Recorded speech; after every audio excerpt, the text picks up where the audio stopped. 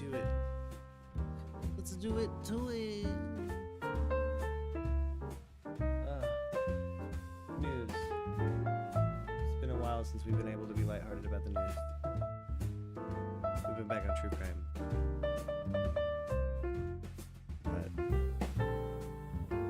I'm on my ish today, if you will. Been feeling it. New York City has a new member of their rogues gallery. They have a new potential serial arsonist on the subway. It's getting out of hand. Oh, my mic is so quiet.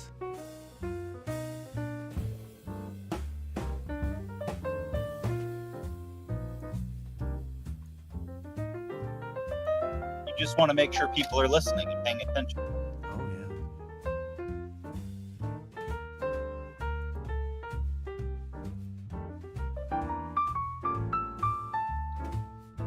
Well,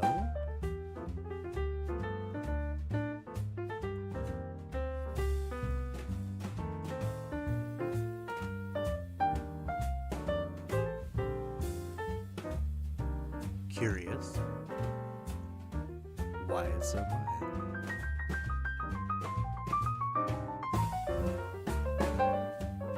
Weird.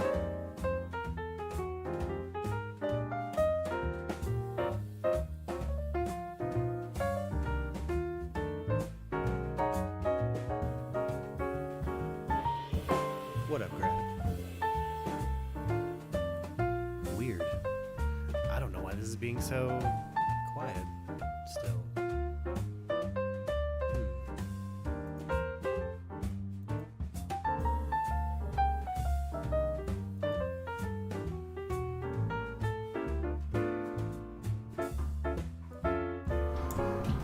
Ah, there we go. Oh yeah, that did something. There we go. There we go. Ooh, now we're doing proper hellos. Hello, proper.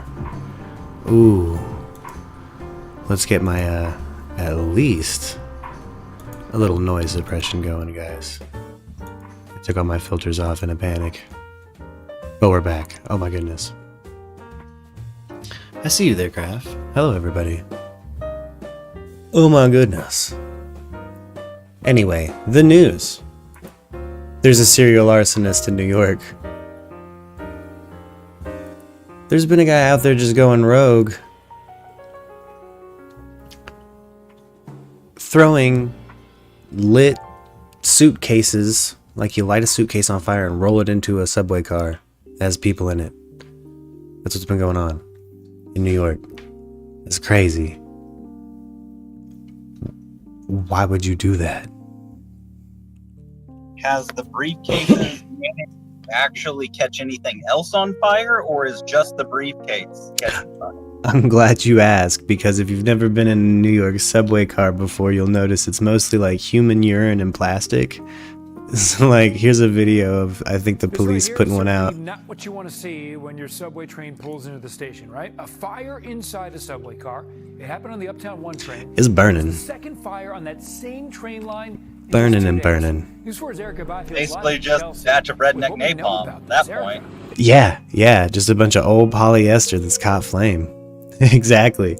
What do you call this supervillain? What is this supervillain's name? What do you call the New York subway arsonist, suitcase arsonist? The backpack arsonist. He's out there. The flaming briefcase?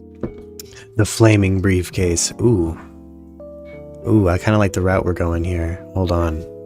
Ooh. Oh.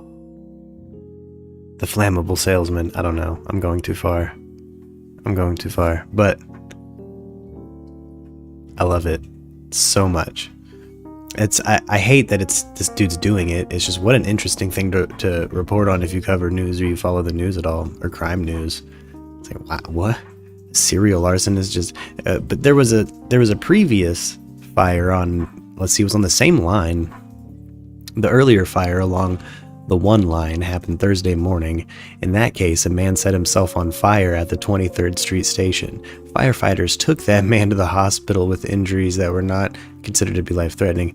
But, yeah, one man just set himself on fire. So, it's getting crazy in the New York subways. Also in trains in LA. Did you hear a bunch of gun deliveries were stolen by gangsters in LA? Let me tell you, the job market out there is garbage. That's a big part of it. It's getting spicy. But I like Flaming Briefcase, man. The Flaming Briefcase. Maybe he was preventing a crime. We don't know. We just know it was arson. I guess that's a crime.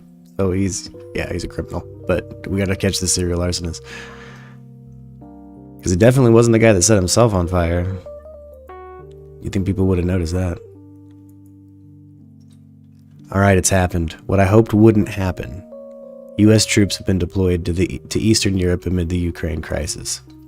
It's getting a little hot and heavy. It's getting a little spicy. In Eastern Europe. But President Joe Biden has formally approved the deployment of 3,000 U.S. troops to Poland, Germany, and Romania, the Pentagon announced Wednesday, in a move to bolster NATO countries in Eastern Europe with tens of thousands of Russian troops amassed along Ukraine's border. Man.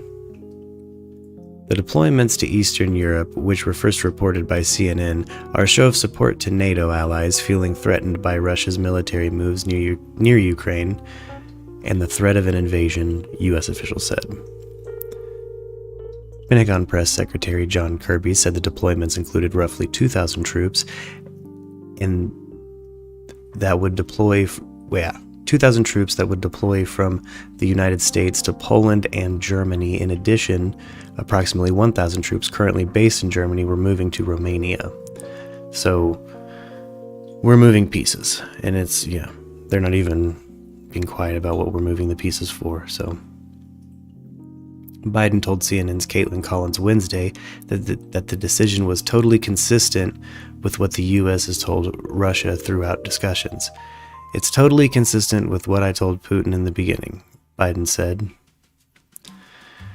As long as he's acting aggressively, we're going to make sure we reassure our NATO allies and Eastern Europe we're there, and Article 5 is a sacred obligation. So he's backing up the NATO allies. More U.S. troops could be deployed. When we initially saw the press on this, everybody, they said maximum 3,500, and let's hope it doesn't become more than that. Boy, do I not want to see a European conflict in my lifetime. That would be no good. Let's see the little video here. What do we got? How does Russia's army compare with Ukraine's?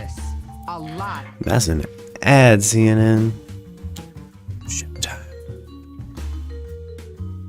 Coming at it, spicy. Hope you're doing good, Grab.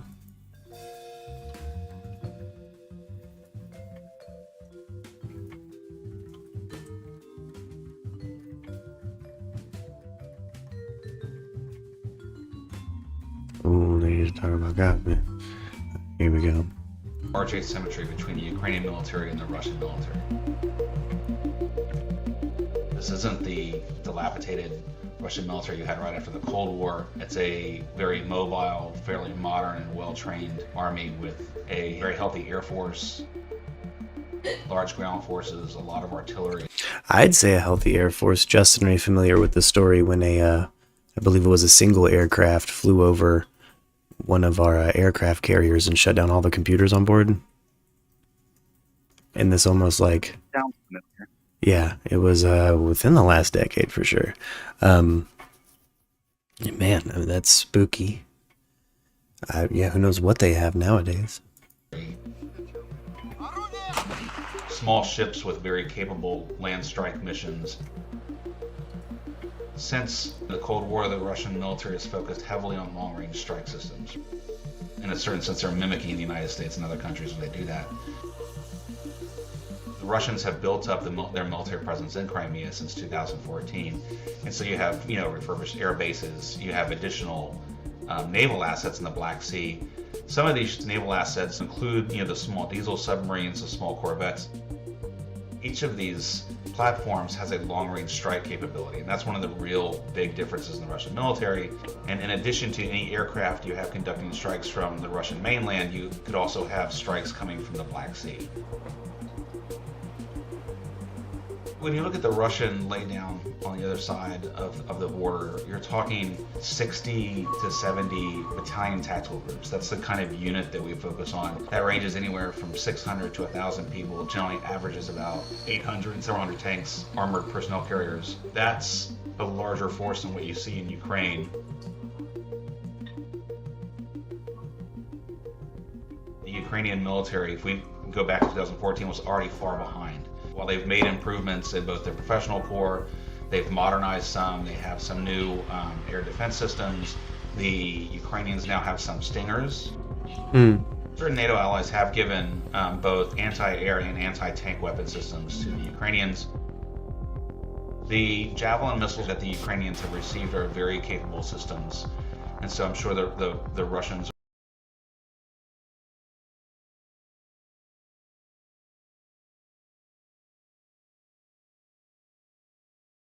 Graf, I see you there in the chat. Oh my goodness. That is an arduous task. I am sorry you had to go through that, dude. Are a bit concerned about those. Amos, I'm muted, Jim. Both sides have ground forces. Both have Russian-made air forces. The Russian side's larger and more modernized than the Ukrainian side. Russia has an extensive rail network and practices moving these troops on a regular basis. It doesn't come without cost. Right? After a while, if you have soldiers just sitting in place, you start to lose proficiency, people start getting bored, people start getting lazy, and there's also just the political cost of having all of this stuff there and not using it. Man, yeah, okay. Thank you, CNN. Good night.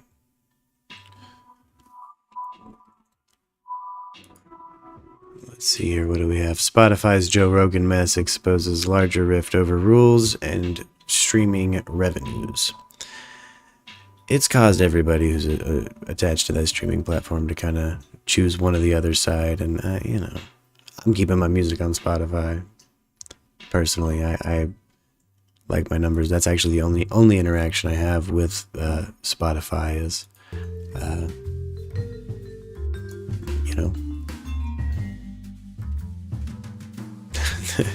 my relationship to Spotify as an artist, and I don't really watch Joe Rogan anymore. I've caught up recently, but other than see him have officials on, I still have a bone to pick with him about, just some of the diets he propagates. Again, I'll say he doesn't give health advice, but he's a vitamin salesman, and like me saying I don't give clothing advice and I sell t-shirts. You know what I'm saying? I don't give fashion advice, but it's like I sell t-shirts in the merch store. But I've been fighting with Brogans today. That's what I spent probably too much time doing. Unhealthy thing to do when you're frustrated. But, yeah, the Brogans run deep still. Turns out. Let's see, with a growing list of prominent artists and podcasters supporting Neil Young's protest of Joe Rogan's. Let's see, why is this boom. Here we go. The Hollywood Reporter. Yeah.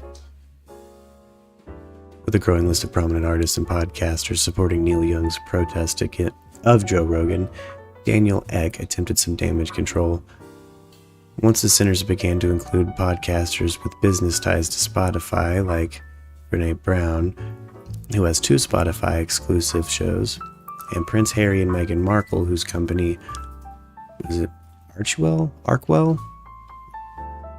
The kid's name's Archie, so Archwell Audio has an exclusive multi-year deal with the audio giant. Spotify CEO, in a message shared January 30th, sought to publicize the company's platform rules and assure listeners that the company would be adding content advisory labels to podcast episodes discussing COVID-19. Now, and that's what everyone's up in arms about. And I don't know, I mostly stream to YouTube. That's what I pay attention to. And I get a COVID-19 label anytime I bring up COVID. I'm probably going to get one for this, even though I'm not really necessarily talking about COVID-19, but, and I'm pro-vax, so it's always funny when it's like, they just slap a label. It's kind of an advertisement for what I'm saying you should probably do. If it even gets, it even gets mentioned, they pretty much slap that label on it. Yeah.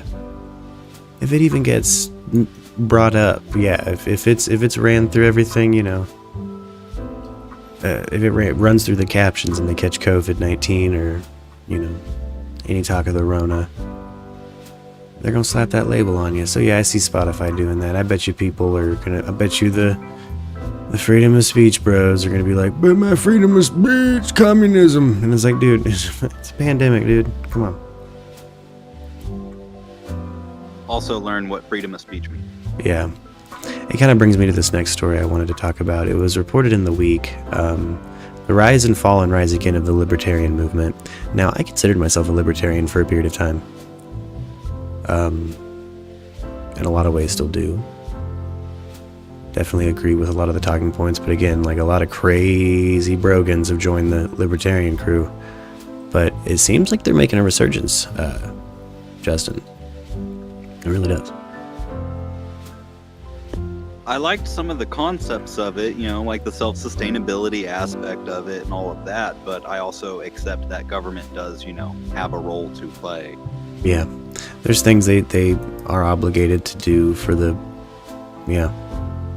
betterment of keeping the governance going, keeping these safety nets that we kind of need up, you know. But it's some of the same people who argue that I remember peak Trump, when it's like some people that I remember being libertarian are now calling for heavy government control because the government was Trump. And it's like, why are you an authoritarian now? You know, so I'm interested to see where it goes. But, you know, there needs to be a new party. Something needs to happen, and if they need to grab an old label like libertarian and slap it on a new party to get people to vote for it, I'm into it, as long as it legitimizes a third party option. Exactly. You know, like, you call it literally anything but communism, national social, like, as long as you don't call it one of the big bads, I'm down with a third party option. I mean, we need a new, like, and by third party option, I don't mean like the independent, I don't mean Nader, dude, I mean big ballers. Like, I want somebody up there, someone that the mainstream media is down to pay attention to because of the amount of money backing them. And that only comes from attention and eyes, and look, companies move when asses are in seats. So I want that third party option, baby. I want it.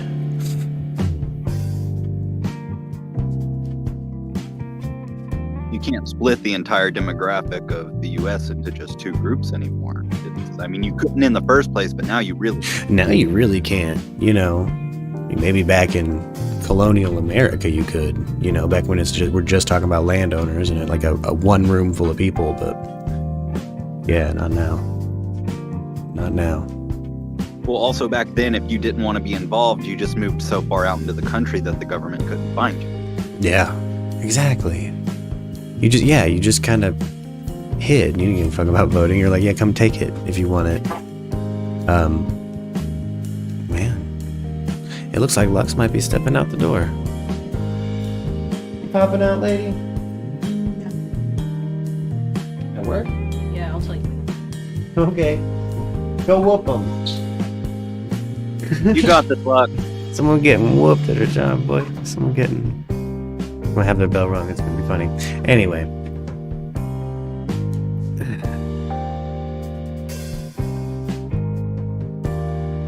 Look, I don't know. If we're gonna pay taxes to somebody, I want a young third-party new option. Period. And I want them to also run on a platform that's built on a promise of stimulus checks.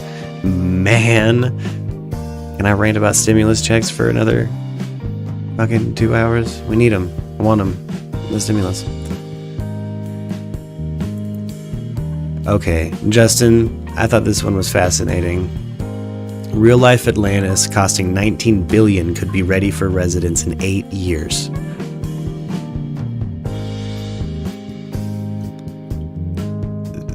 This just sounds like the Venus Project all over again. Yeah, this is kooky. This is kooky as all bananas, dude. Do you remember the Venus Project? Remind me. I don't want to say a mismemory. It's been a while, but it was basically like someone trying to start some utopian island, like built island community off in the ocean. Yada, yada. Oh, yeah. I also remember they were building the islands that were like it looked like the globe. Like it was a little island for every little nation. Like weird modular units that could like connect from each other. But it was like super pushed in the New Age community, you know, the whole like law of attraction types and whatnot. Yeah. Like we got to do something to get off the land masses because it's going to sink or it's going to explode. One of the two. Yeah, it was at peak California's gonna fall into the ocean time. Damn. Like 2011. There's a few different designs they have going around for this potential Atlantis that could cost $19 billion, but it's one of them is this like open spiral city that kind of goes down into the depths of the ocean, and you kind of build little city pods connected to the spiral, and that's how you traverse down. Is this spiral? There's like a city structure on top. From BioShock? I think so. Like Daily Star's going off on it, dude. They're 2014 blah, blah, blah, blah, blah, ocean spiral blah blah blah, has a globe at the top of it with like little city structure, I'm just saying that image looks like something you'd see on Spirit Science's website. It does. It's like, no, this is where the Lemurians come from. Like, really? Oh, I don't know if you Martians will be allowed. Yeah. And they have a little video of, let's see here. Let's see if what is this? We don't need music if it's just going to be this visualization. Let's live in space spiral, or sea spiral, dude. Sea Lab 2024, dude. I'm down. I'm not mad at the idea. It seems a little more wet than I like. I live in the desert. I'll kind of like it. I will say we have a freeze warning tonight. It's going to get down to the 20s tonight. Yeah, we're already there. Is it snowing? Not snowing yet, but they're predicting crazy weather anytime now, but it's the Ozarks, so they originally said it'd be here by 1 and it's still not here. So That's crazy. Shout out everybody who's having to deal with some snow. I'm sorry you have to deal with that. But yeah, there's a little 3D run through of this like a hotel within the thing, and yeah, I don't know. Imagine the hijinks, man. Look at this. People over here just hijinking. People over here, business people, doing business stuff. Over here's a subway where a dude just throws lit suitcases into it. it's okay. They're underwater. They'll just open up a window. I wonder if the underwater park will have everything that like metropolitan parks have, like unsupervised heroin abuse. I don't know. I'd imagine there'd be enough cameras in a thing like that nothing is unsupervised. Ooh, yeah. Oh, see, look, and then you hit the ocean floor and it expands out, like into other potential city rings. That's crazy. Living on the ocean floor though, dude. Come on. One potential plus of all of this is it might motivate people to clean the ocean more if it actually happened. Yeah, you kind of have to worry about debris. Imagine if we did, we happen to discover a creature big enough to destroy one of these because it destroys one of these. Just Get some Cthulhu crap going on. yeah. Oh, what is this? Brazil fisherman flees from mysterious sea beast? Give it to me. Speak of the devil. Give it to me, weird news.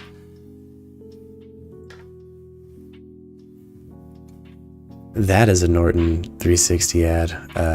I will have none of it. I think I finally dropped our old, like, last year's sponsorships and endorsements. I'm going to get a new round of them, but I want it to be relevant to, I don't know. I don't even know what I want it to be relevant to. True crime or something, I don't know. I kind of like just plugging charities and nonprofits right now. Give a hoot about a sponsorship.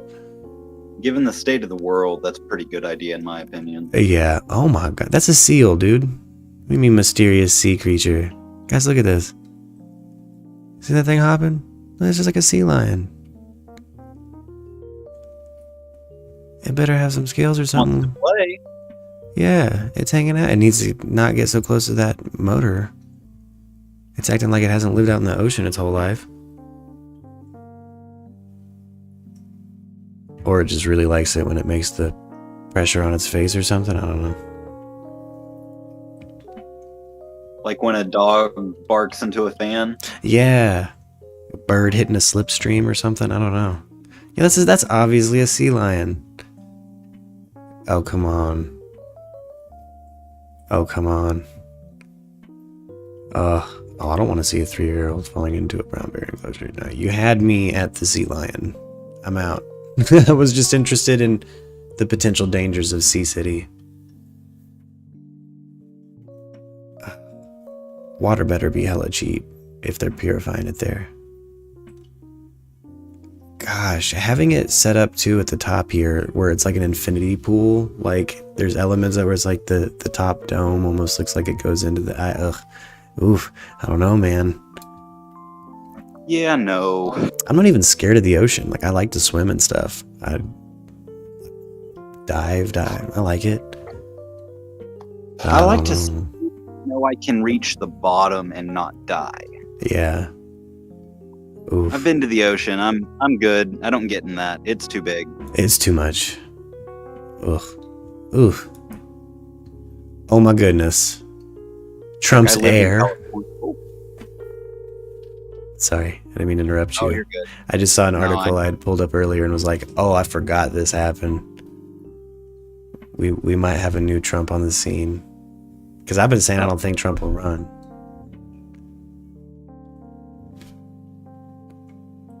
But maybe, you know. But now people are saying DeSantis is going to be an alternative. Word. Seems horrible. I think it's weird they used a photo of a cardboard standee selling DeSantis merch. And that's really the whole reason I pulled this article up. Like, why not just use a real photo of DeSantis? This is bizarre to me.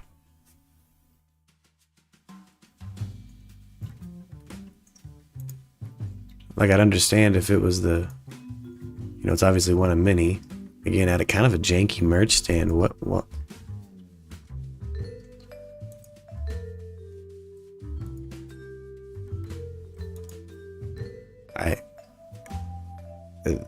That guy looks ridiculous.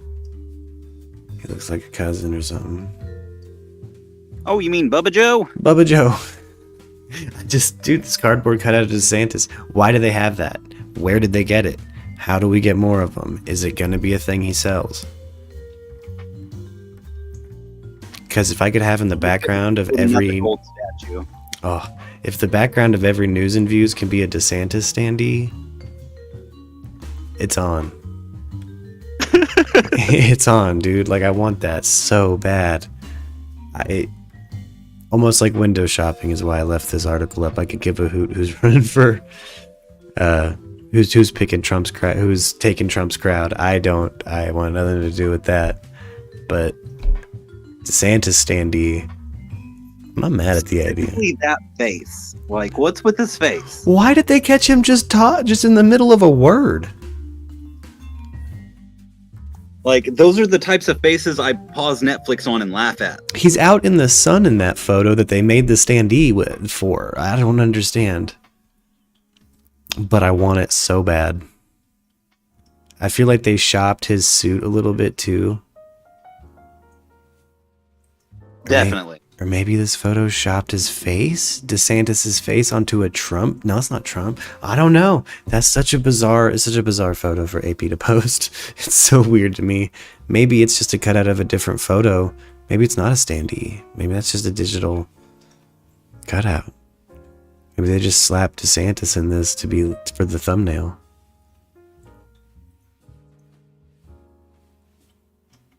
Well, it's inspired me to want a DeSantis standee. There's got to be a website for that somewhere. It has to be. I'm sure there's printing people that can make this happen.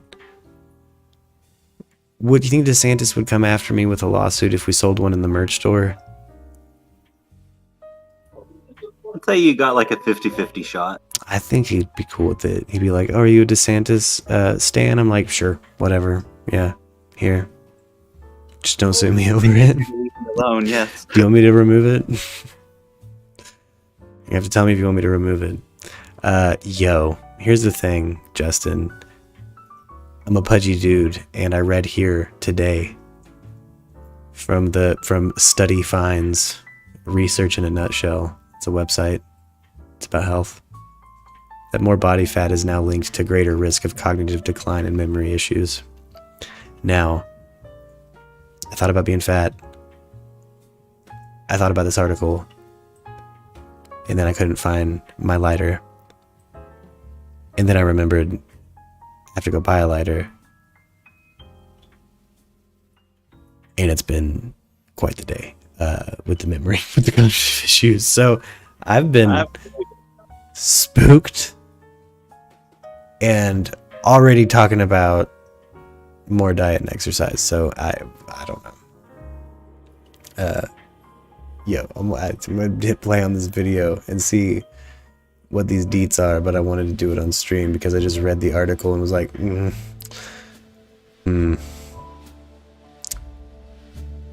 a pudgy dude. Maybe it's time. Maybe it's time to be done with the carbs. More body fat has been linked to a greater risk of cognitive decline and memory issues. That in a report at studyfinds.com, where we invite you to like and subscribe for the latest information. Researchers from McMaster University. If you're gonna like and subscribe him, do it to me too. Go ahead and hit that like, share, and subscribe, guys. I love you. Report even after the research team accounted for cardiovascular risk factors like diabetes or hypertension and vascular brain injuries, the results stayed consistent. There was an undeniable association between body fat and lower cognitive scores. This strongly indicates there are additional but still unclear pathways connecting excessive fat buildup to cognitive decline. Just over 9,000 participants had their total body fat levels measured via bioelectrical impedance analysis for this project. Moreover, 6,733 of those participants then underwent an MRI assessing both abdominal fat packed around the organs, that's called visceral fat, and any vascular brain injuries. The volunteers... They don't need to at my visceral fat, dude. It's rude of them. Why they gotta bring that up? Ages varied It's from a 30 strong to 75 sounding years word. old. Visceral fat, right? They gotta quit calling it out, dude. Like, hey man, why you gotta talk about my bacon? Leave it alone. With average age It's being my 58 decisions. years old, just over half the group, 56%, were women, and all the participants came from either Poland or Canada. According to neurologist Eric Smith, preserving cognitive function is one of the best ways to prevent dementia in old age. This study suggests that one of the ways that good nutrition and physical activity prevent dementia may be maintaining healthy weight and body fat percentage. Find more detail on this and other studies at studyfinds.com. Oh. Anyway. Drink water. Challenge yourself. Drink water. I drink water, go on walks if you can. That's what I'm doing. I'm enjoying it. I have been struggling drinking enough water lately. It sucks. It sucks getting back in the swing of it. And then once you get there, it's like, all right, I forget what life was like before the water. But man, I had a moment on COVID or the vaccine, one of the two. When I was dealing with the side effects of one of the two, I woke up in a sweaty sleep and was like, I have to have water now. And since then, I've been like keeping a jug near me, like, ugh. But I never want to feel that ick again, dude. That was gross. I've heard people say it's not that bad. It's like, yeah, I didn't even have that rough of symptoms, but I don't ever want it again.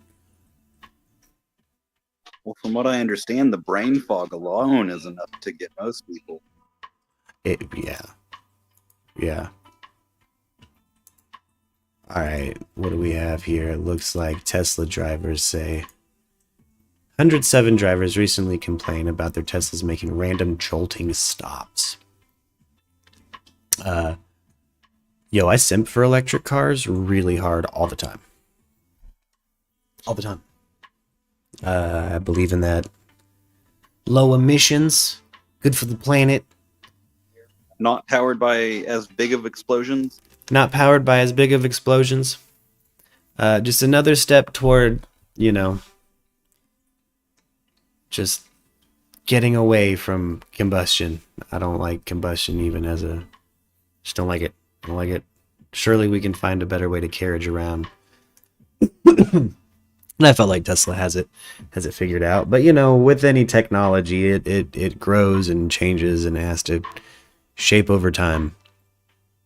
And 107 Tesla drivers, that's an awful lot of money given like the going cost of a Tesla. So I would imagine the company's taking it pretty seriously, and there's probably going to be like updates or something to their, who knows, the software in a Tesla. But some Tesla drivers say they are experiencing an increase in phantom braking, in which their cars make random jolting stops because they misinterpret hazards like trash on the road, trucks in nearby lanes, and oncoming traffic on 2-lane roads. Which, that's a pretty big hazard. That's a pretty big problem. It's a good way to start a pileup. It really is. And what if that happens in the tunnel because someone threw out some McDonald's in a circular design, and the McDonald's trash just goes right into the view of a Tesla's hazards, Tesla's cameras. And I don't know. Seems like a bad plan. Seems like a bad plan all around. He didn't think about litter and stuff. And, we have less infrastructure to clean up stuff like litter. I don't think, it's just not allocated the way it was before the pandemic. And what are you going to do? What are you going to do now that we have trashy roads? With the cars that kind of need clean roads. You're going to have to start employing people to clean the roads. Let's see, also in Tesla news, teens Tesla hack shows how vulnerable third-party apps may make cars. Let's see what we got here. We got a video, young man. Every day is a new beginning. Is it a new beginning though, Trellix? Is it though, Trellix?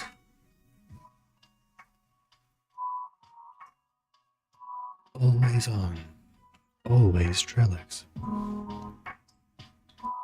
Front of us. Whoa, whoa, whoa. Oh, no, we're going on the wrong side of the road. Whoa, whoa, whoa, whoa.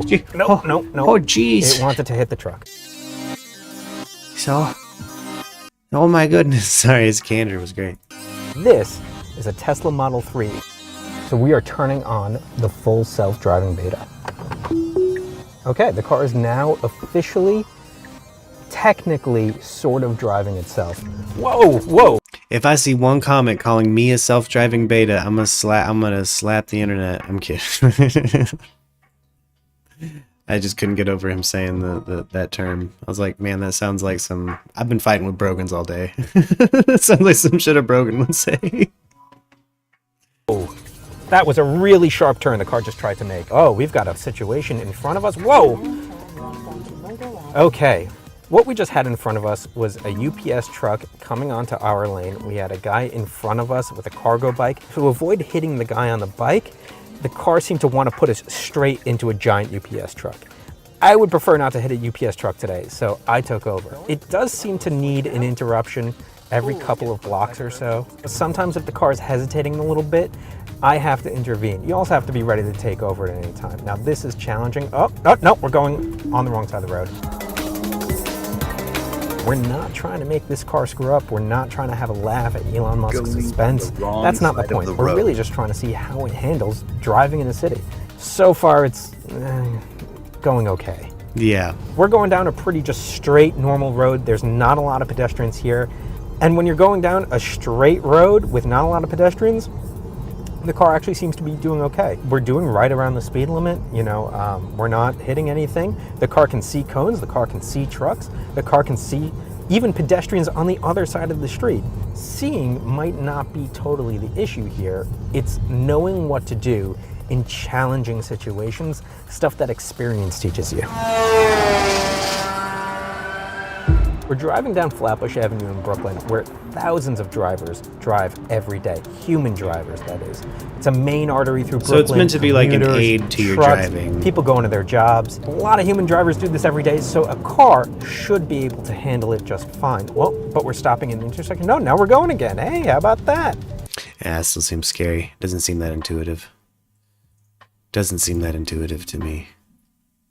I mean, I could see it being good if you're like on a long straight stretch and you just don't want to have to do anything for a few minutes. But anything other than that, not really. Yeah. Ooh. Wait. Google Maps and Apple build an invisible wall to hide billionaire boss Tim Cook's home. Yeah, he gets privacy, but nobody else. What, the business? I mean, I understand. Can you request that? Can you request to have your stuff blurred?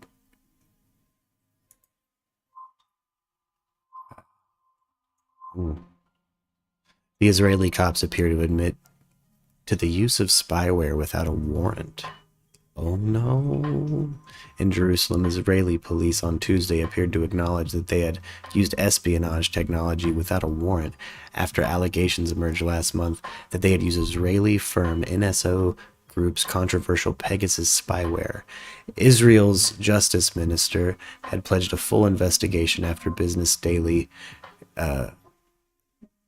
Calculist said police had used Pegasus against Israelis at the forefront of protests against former Prime Minister Benjamin Netanyahu. Interesting. These countries keep committing these crimes. All right, I'm done creeping Drudge.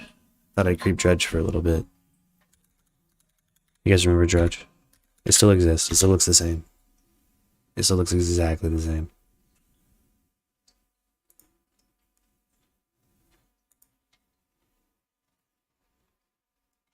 Ooh, CNN President Jeff Zucker resigns. The head of CNN is stepping down. Jeff Zucker is out of the network after admitting he had a personal relationship with a coworker. In a statement sent to employees, Zucker said he failed to disclose the relationship. It all came up during the investigation into former anchor Chris Cuomo. Zucker spent 9 years at CNN. Man, you got found out. You got found, dog. That's rough. The heck, man. He's trying to not get me too.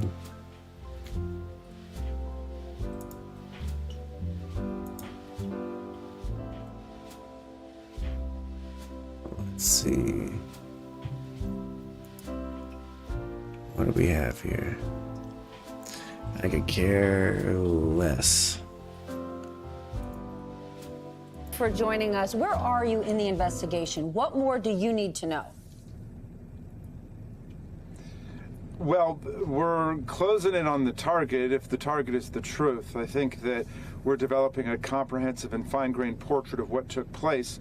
Donald Trump wanted to use an inside political coup to overthrow Joe Biden's majority in the Electoral College, and he wanted to use a violent insurrection to make sure that we're finally getting some progress with that committee on Jan 6, man.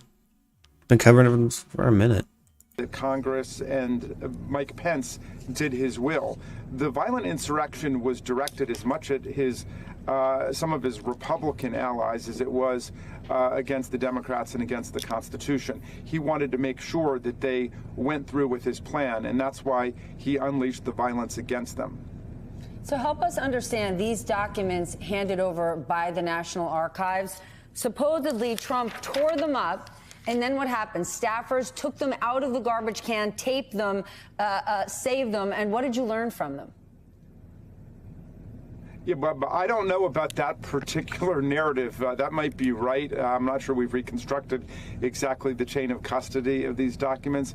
But look, everything pointed to the exact same conclusion, which was Donald Trump was working overtime in overdrive to figure out a way to overthrow a presidential election. And in fact, he said that over the weekend.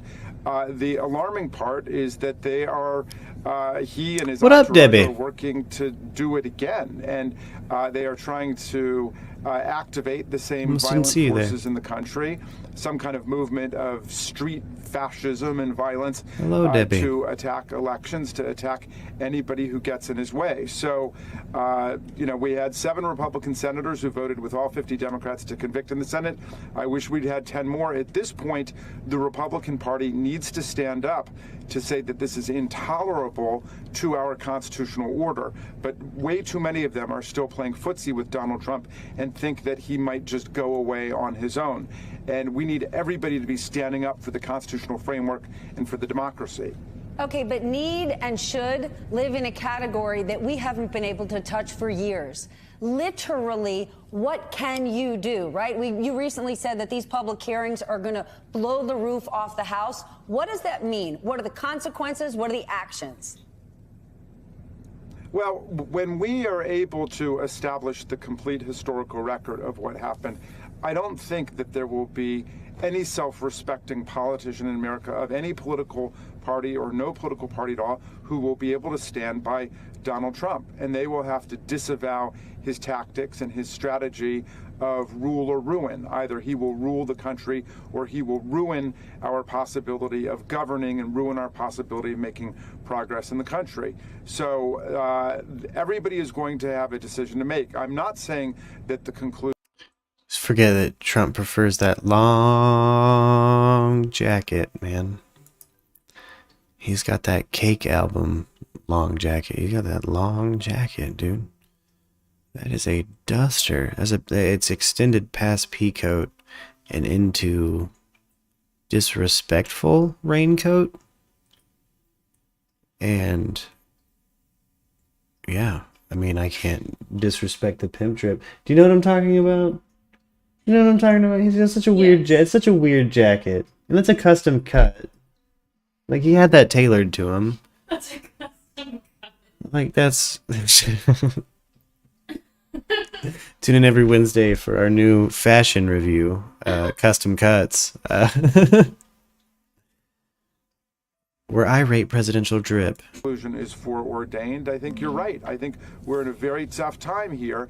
We need to stand up for democratic institutions, and that means Congress, that means the states. I mean, here they were talking about seizing voting machines from the states. The party that refuses to even pass a Voting Rights Act that will defend everybody's right to vote is perfectly content to go along with a president who is willing to deploy the Department of Homeland Security or the Department of Defense or the Department of Justice to take voting machines away from the state governments. It's just extraordinary. But, sir, as unethical or as awful as it might be, those Republicans don't want to support voting rights legislation because they want to win in the midterms and going forward. So right now, are you concerned that time is running out? We haven't gotten the big reveal, and even if we do, if people don't tune in and don't care, what rules are being changed to protect us from someone like Donald Trump trying to do this again? He was dangerously close at being successful. Well, first of all, I think the big... Our legal system, lady. Hopefully the next person fears it. I don't know. I don't think Donald Trump's really personally seeing any repercussions, right? Other than, like, half the country that was already against him still against him. I don't know. reveal has arrived. Trump has repeatedly confirmed it. I mean, some people seem to think that if you talk about a crime in public, it can't be a crime. I mean, if you rob a bank in broad daylight, you're still robbing a bank. And this president clearly tried to overthrow a presidential election. He's the first president in American history to do it. So our committee is charged with telling America the truth, and we're going to get just as bad as Buchanan. Just as bad as Buchanan. That's my jam in my head for some reason every time I think about Donald Trump too hard. When people bring up the historical memory of the guy, I'm like, yeah, I'll probably be just as bad as Buchanan. Get that truth out there in very vivid and fine-grained detail so America understands exactly what happened. And the truth is going to be the basis for us moving forward to institute, we hope, a whole set of legislative recommendations to guarantee that we will not have either a political coup in the future or a violent insurrection that overthrows state legislatures or overthrows the Congress of the United States. That's what we need to do. But we need to get the message out, and we appreciate the role that media, or at least some media, are playing in terms of telling the story to America about the fact that we came very close to losing our democracy on January 6th in 2021. And those legislative recommendations will need to turn into legislative actions if we do want to protect our democracy. You're the subject of a new MSNBC documentary, Love and the Constitution, and I want to share a bit of it. Given my experience working for Mr. Trump, I fear that if he Love his loses accent. the election in 2020... I love his accent so much. So much. that there will never Don't care be for the a guy, peaceful but like his transition of accent. power. And this is why I agreed to appear before you today.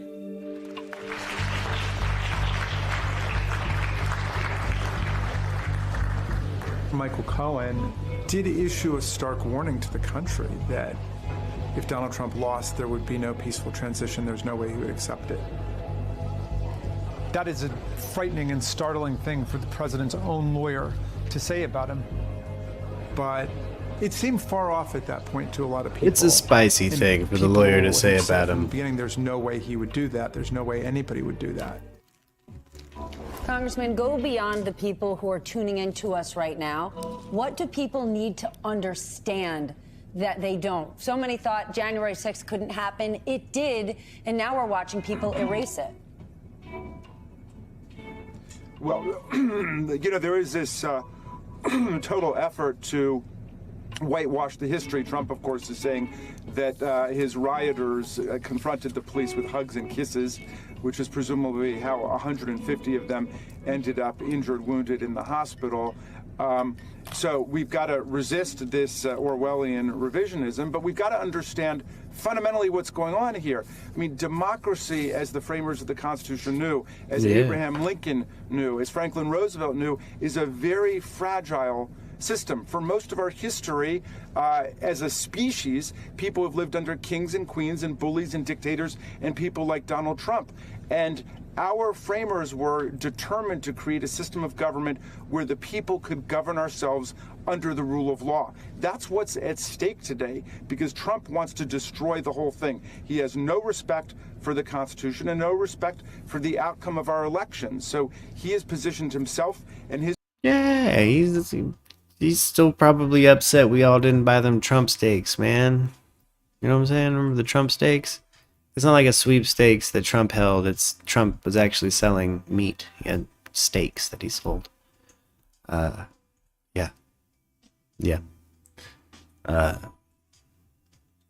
Goodness. That's just... Glad we're making progress with the Jan 6 committee. You know what I'm saying? I'm just glad that's happened. Let's see, we have a retired Army general who took to News4Jax to weigh in on the Ukrainian conflict an hour ago. Let's check this out. Our new EV rental. Ooh, I don't care about that intro already. Let's see. Copyright strikes. Is walking back its recent rhetoric over Russia's threatened aggression towards Ukraine, now saying a Russian invasion is no longer imminent. This about-face comes as the president has authorized additional troop deployments to Europe in an effort to shore up NATO defenses to provide additional support. News4JAX reporter Jim Piggott has been talking with local military experts, including a retired admiral, who says anytime there is such a standoff, something can easily go wrong. Jim is joining us live on the South Bank. Jim, as a military town, many of our viewers are keenly interested in all this. That's right. You know, at 5 o'clock, I showed you how the National Guard is already in Ukraine, helping to train some of the troops. The Florida National Guard is there as well. Well, when I talked to the retired admiral here, I was asking about the Navy and possible involvement with the Navy. While he says it's highly unlikely, you can't rule it out. We understand that 3,000 military personnel involved in the troop deployment are basically ground forces, still retired. This is such a funky local news network. Navy Seemingly all ran by old dudes. Admiral Robert Natter says there could be some naval involvement should this escalate. I would indicate that the I like chances it. are that the highest probability would be Navy from the Mediterranean, but I don't see us, based on what the president has been saying, conducting combat operations in this scenario. While the recent buildup of U.S. troops will be staying outside of Ukraine. Word. All right. Well, we heard from the retired admiral. Justin, are you with me? Yep. I want to try something. I want to try to look up the local news for a random location. But I need help with the random location.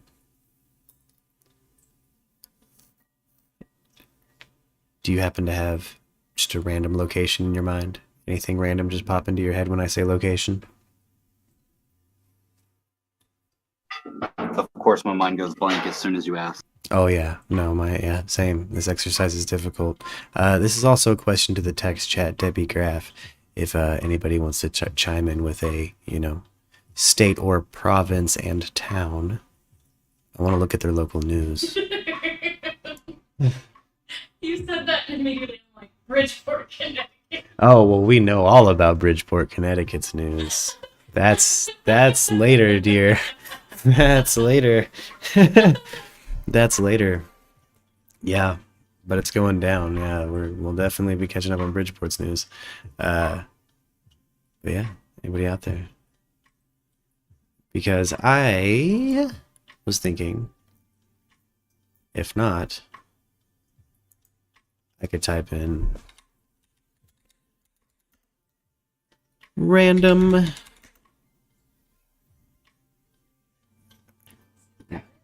Huh? Oh. I don't want to build a city. I'm looking for a city randomizer. Oh no, I'm just such a nerd that it's like, now we know what you want. You typed in generator.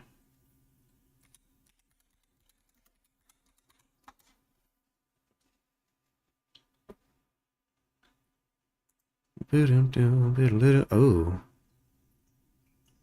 Random US cities, Bakersfield, California was the top hit.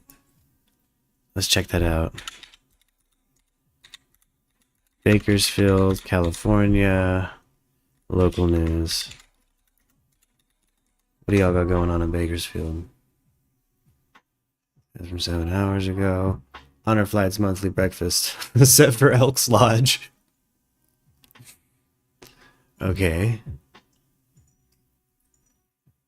That was 3 years ago and it still has this streaming live. Oh.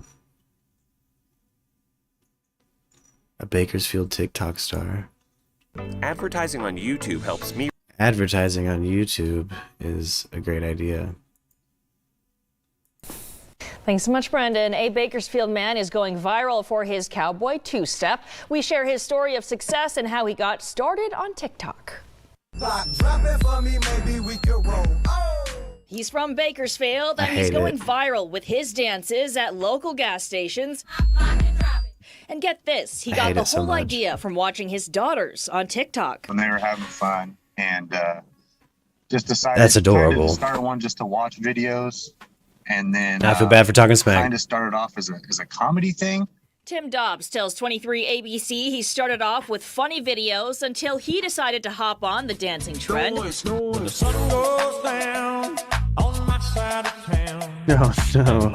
It's so Little did he bad. know that his cowboy two-step would go viral.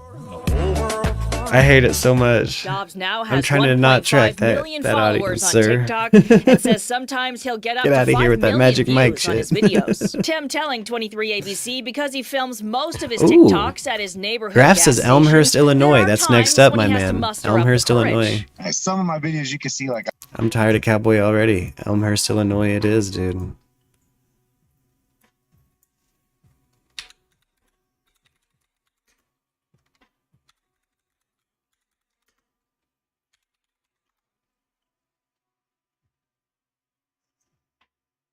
Oh man, I'm like, ooh. A brazen theft in West Suburban Elmhurst early this morning. Yeah, armed thieves steal an SUV parked in a home's driveway. And WGN's Dana Rebick is live now in Elmhurst to tell us more. Dana? Well, this homeowner was downstairs in his basement exercising early this morning when this all unfolded out in his driveway. These armed car thieves taking off with his Jeep. At 5:07 this morning, near the intersection of East Church Street and South Poplar Avenue in Elmhurst, Ring doorbell video captures car thieves as they stake out a black Jeep SRT parked in a driveway. They make a U-turn and park at the curb. One man approaches the passenger side first, then two others follow, standing near the rear of the vehicle. One raises his arms, holding a gun, pointing it at the door of the home. The man next to him then raises and lowers a weapon. Both men pointing guns toward the home, standing guard. The third offender uses an unknown object to break into the Jeep. The Ring video shows one of the other men walking up holding what appears to be an iPad or tablet with the screen lit up. Although the Jeep had no keys inside, they are able to start it and take off. The other offenders jumping in the other vehicle and speeding off behind. From start to finish, they were in and out in 3 minutes. It's pretty scary. We've been here for 25 years. So a neighbor of ours sent us a link to the video. So yeah, we're pretty scared. We got cars parked outside most nights and you think you're safe and you're obviously not. High-tech criminals are targeting keyless vehicles in what's known as relay attacks, using a device called an amplifier. If a key fob is inside a home, the amplifier can grab the signal and send it to an iPad or tablet to start the car. Makes me sick to my stomach, just feeling like you're in bed and this is going on right outside your window.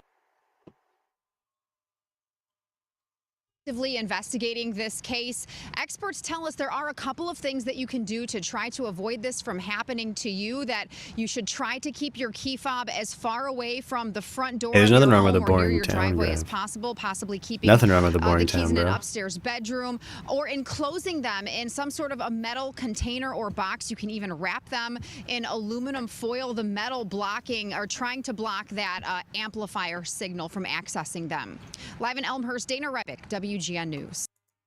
Great. That This is was I like, okay, I'm into Elmhurst. Let's check out Norfolk, Virginia. That's on my list of random cities.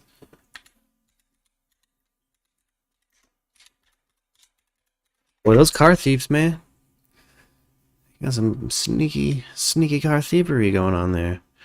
Let me type in local news. Or it's just gonna be like, news about the place? Like, nah, man. Oh, man. 13 minutes ago, Cody Bigsby case. Oh, I hate it when it's child true crime.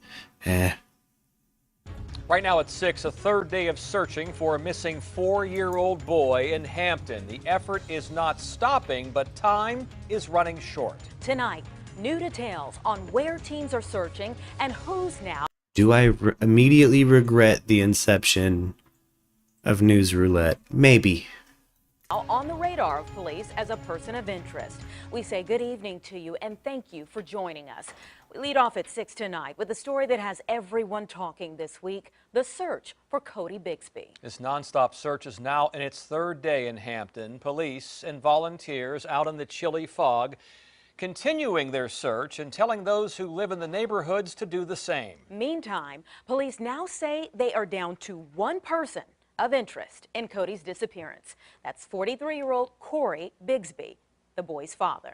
We have 2 reports tonight, beginning with 10 on your side's Chris Horn. Chris, what is the latest in the search? Yeah, Tom, you mentioned the fog, and I don't know if you can tell on camera, but there's been a dense... It looks like a horror movie there, dude. They're straight up in Dawn of the Dead. They're in some Walking Dead business with that fog. That's spooky.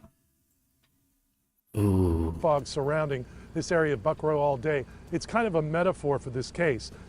When will something cut through that fog? What will be the break that searchers will get to find out what happened in this case? It has now been 57 hours since little 4-year-old Cody Bigsby was reported missing by his father from this complex off Old Buck Row Road.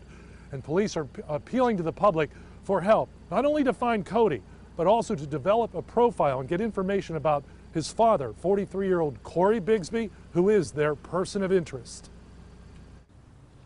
The person of interest in this case is Cody's father.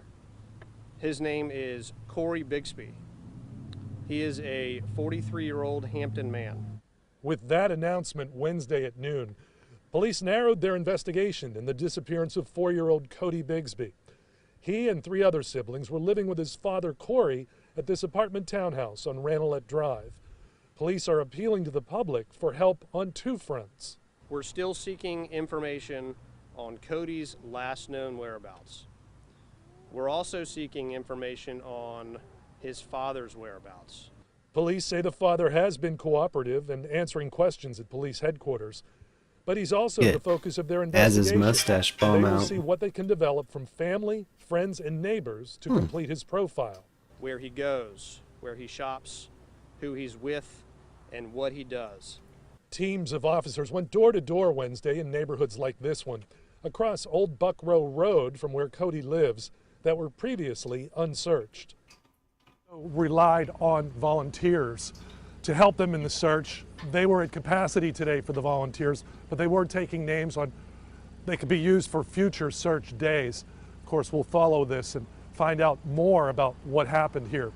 Live in Hampton, Chris Horn, 10 on your side. All right, thank you, Chris, and that clock is ticking. As police told us live on Wavy News 10 midday, the search area for Cody has greatly expanded. The circle on this map is the approximate 1-mile radius where they've spent this week looking for clues.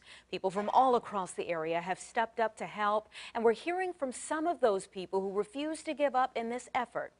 10 on your side's John Dowding continues our team Awesome. coverage tonight. John? Norfolk seems like a cool community. Well, Tom and Anita, nice like people. Chris Horn was just saying, this fog, this cold, nothing is stopping the community from coming out and trying to find Cody. For many of them, I've had this dude's exact outfit. Bucks. I'm pretty sure I wore this exact outfit like one of the first few times we've hung out, like back when it got cold. Oh, that's our first date. You know what I'm saying? Yeah, that's our like first date. I have that same outfit. That exact same outfit. Yo, is it warm though? Man, that's a good outfit too. It's drippy. I feel saucy when I'm in. I feel like I look good. That'd be my newsman outfit too. In a fog, man. It is detective on. from 2 years ago, but out of all of the people we spoke to, many of them saying they're not giving up hope. I still got hope. I still got hope that he's out here. Resiliency and hope remain strong in the Hampton community as the search for Cody Bigsby heads into a 3rd day. Akila Chapman drove from Newport News the last few days with the hopes of finding him. We drove in just different neighborhoods that I've never seen before, and we just was going through the side streets, just looking at people's Heck yards, yeah. pulling over, asking anybody have they seen Cody. Doing have everything they seen a little can. boy. Leah Jones is an Army veteran who helped You mind in the turning search the efforts with background Hampton music police down? yesterday. She says never go out searching alone. Anything could happen. You could fall. I like it. I just think it's wise, one, to always let someone know where you are, where you're going to look for him. Have a buddy with you, a partner. Also, don't just start going through people's property. Always ask for permission to search. If you're out by yourself and you see something like a boat. Why did they do this with the phone stuck in the ground? Justin, do you see the way they set this up?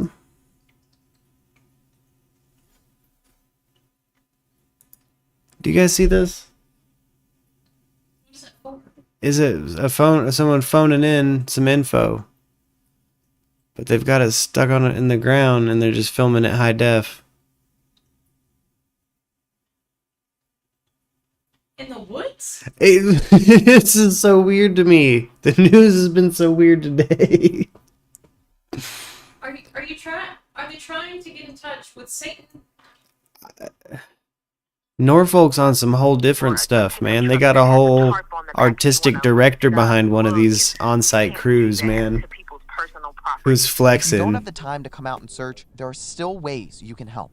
Share his picture, get the word out, talk to your neighbor, go knock on some doors, let everybody know. I gotta find him. Like, every day, I don't care if it's snowing out here, if it's cold out here, if it's raining out here, I'm going to call. Yeah. A lot of the people out here holding on to hope, rallying and hoping for a happy ending here in Hampton tonight. Now, Hampton police are saying if you do want to volunteer, you want to come out and help, look out for that link. I want the light. I changed my mind. Wait for you to sign up, and they'll give you a call. They need you to I changed my mind volunteer with immediately. them. Then, as always, we'll be following this story and be bringing you updates on air and online for the very latest as we learn more. That's the latest in Hampton tonight. I'm John Dowding, 10 on your side. Thank you, John. And a quick look at where we've been with this case so far over the last several days. Monday morning, this is a crazy call from Cody's situation. father that the boy had disappeared. Search teams immediately fan out in the neighborhood to look for the 4-year-old. Tuesday, police begin to dig into the timeline of Cody's disappearance and add the Hampton steam plant to their search. And that brings us to today, where police pare down the list of people of interest, from Cody's parents to just his father. Meantime, crews expand their search area, which includes... It's got to be somewhere with the father. Got to be somewhere with the father. Hopefully, I mean... include waterways within a mile of the family's apartment. And the timeline still has more steps to go. Keep it here on air and online for the latest in the Cody Bigsby investigation. Yo, Cody Bigsby, man. Anyone happens to be near Norfolk, Virginia, keep an eye out for Cody Bigsby, man. That's crazy. Let's see. We're gonna keep hitting random on this random city generator. How about that? Buffalo, New York news. News roulette, local news roulette.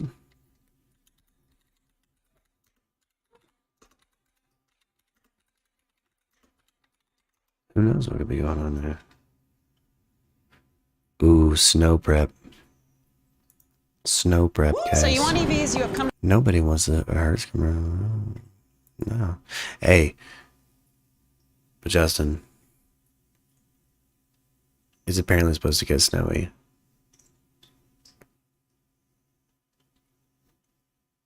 Parking your car on the correct side of the street. They say this is going to help plow drivers get down streets quicker and easier. Alternate parking rules remain in effect for all residential streets. The city issuing an alert today that says cars parked on the wrong side may be removed with mini tows at the owner's expense. Reporter Jocelyn Person joins us tonight with how the group of neighbors, one group of neighbors, is getting ahead of this storm, cleaning up piles that have been left by the last one. Jocelyn. Jeff, with the snowstorm heading our way, many community leaders are getting together to help prep and protect those in need. That would be so beautiful. I have an 81-year-old mother, and they block us in, but I'm saying I'm in between two lots. They could put the snow on each side. On this lot, there's a lot next door to me. They constantly keep blocking me like that, so no car can come up here.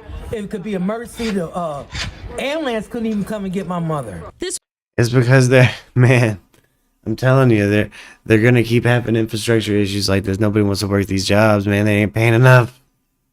This woman who lives on Genesee. They ain't training quick. They ain't training well enough. They got snowplow people just covering people in Buffalo, New York. Just covering people. Genesee Street didn't give us her name, but says she is touched by the actions of fellow community leaders. With more snow soon to arrive, Pastor Tim Newkirk and his organization is going around the Genesee neighborhood to help get rid of snow for those in need. The woman says now she can pull in her driveway. So it be cleared out, it won't be so bad. But oh my God, this is great. This is awesome. So it's been like this for like weeks, right? Yeah, since it started snowing. Oh. That's beautiful. That's sad. As Tim walks the woman to her car, he tells me there's a database he depends on. It directs him to the homes of senior citizens and those living with disabilities, all people who might have a hard time clearing snow on their own. So what we did is we have Operation Snow Patrol and snow removal. And what we do is we go by those addresses that we had already cleared. Adrenaline gets to going because you're giving back, especially from a community that I served in, I'm a part of.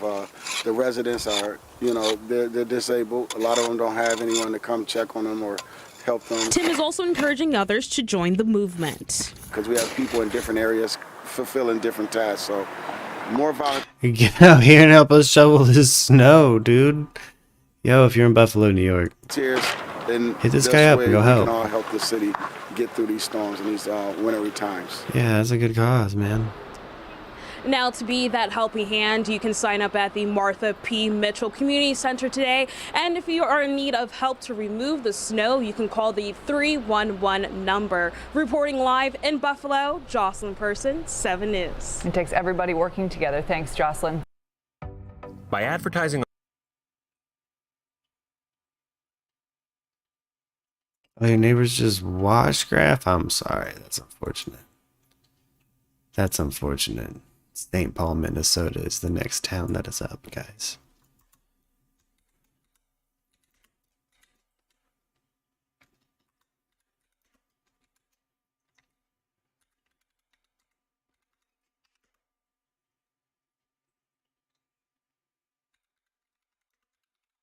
Doo-doo-doo.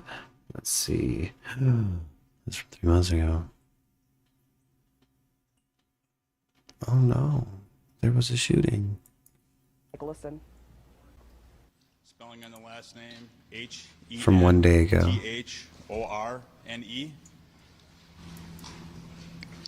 I'm the chief of police of the city of Richfield.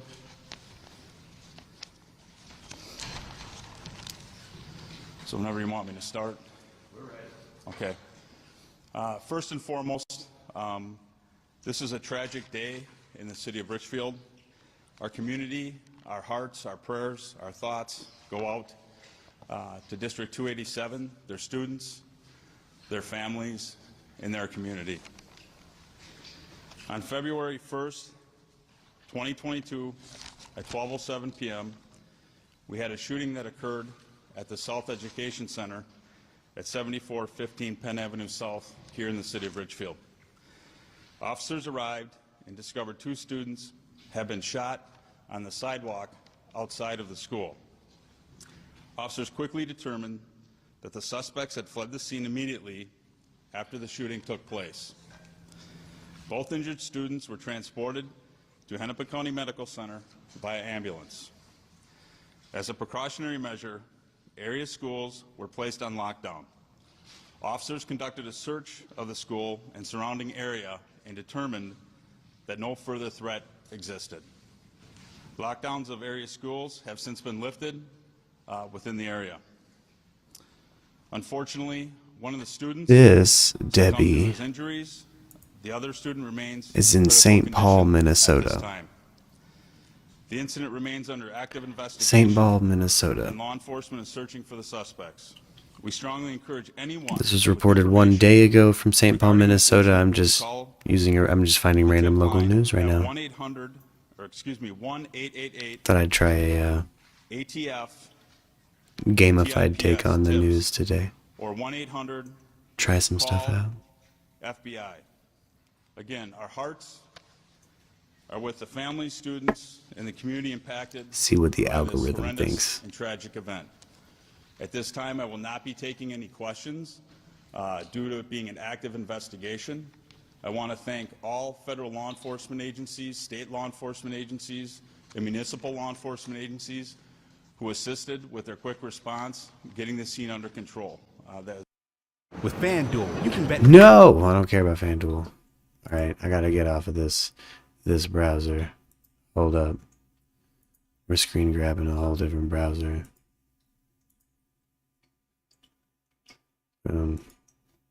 This'll give us the Queen's access to the Queen's account. It's amazing. Which still has ads. What the heck?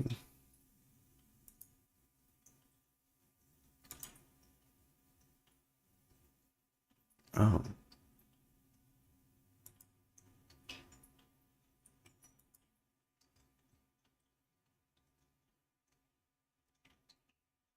This seems right. No. What are you, what? Hmm? Are you kidding me? What do you mean I don't have to? Sorry if you chatted at me. I had to duck out for a minute. Oh no, you're good. We just went through it. We played a little bit of I'm still kind of doing it right now. I'm looking for a Kansas City, Missouri. Just random places to maybe check out some local news. Oh, I thought you said you had ads on mine. I did. I don't know. I don't think it's actually you logged into it.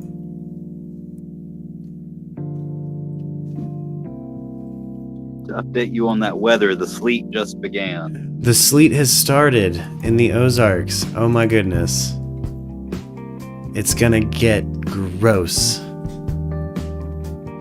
It's gonna get so gross. But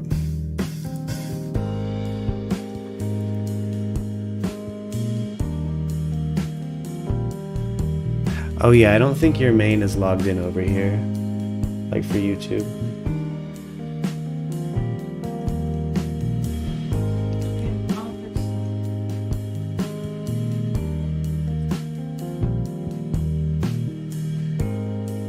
Oh. I'm still fascinated by what this Pfizer's requesting here. Characters take us places. Like, what is this Pfizer? We know Disney. We know the great content you have to offer.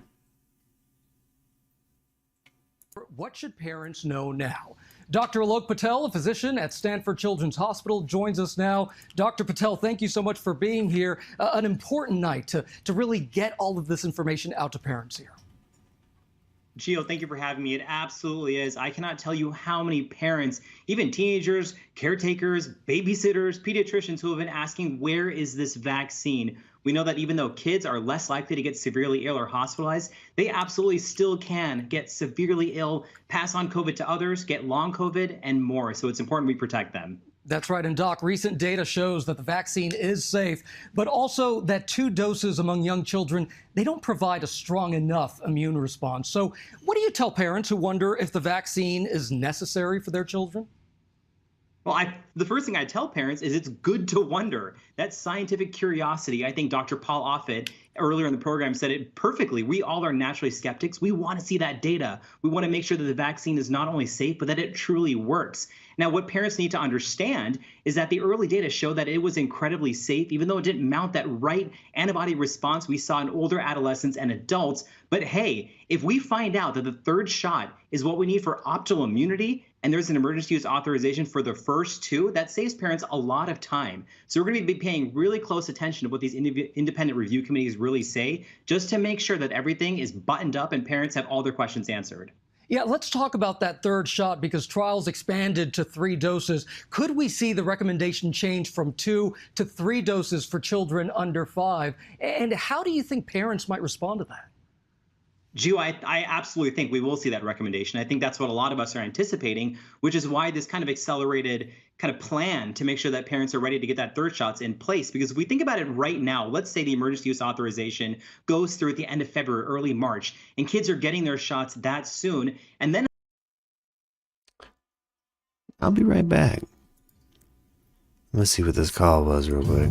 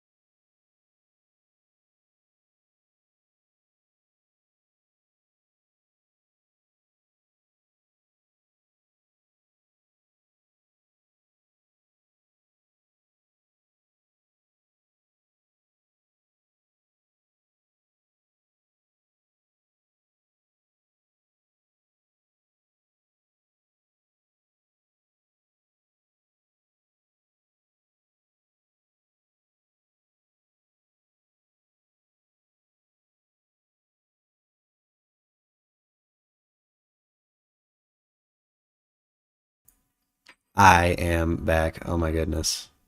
That got nutty. Oh, did you do that to the background music, love? My bad, gang, but we're back.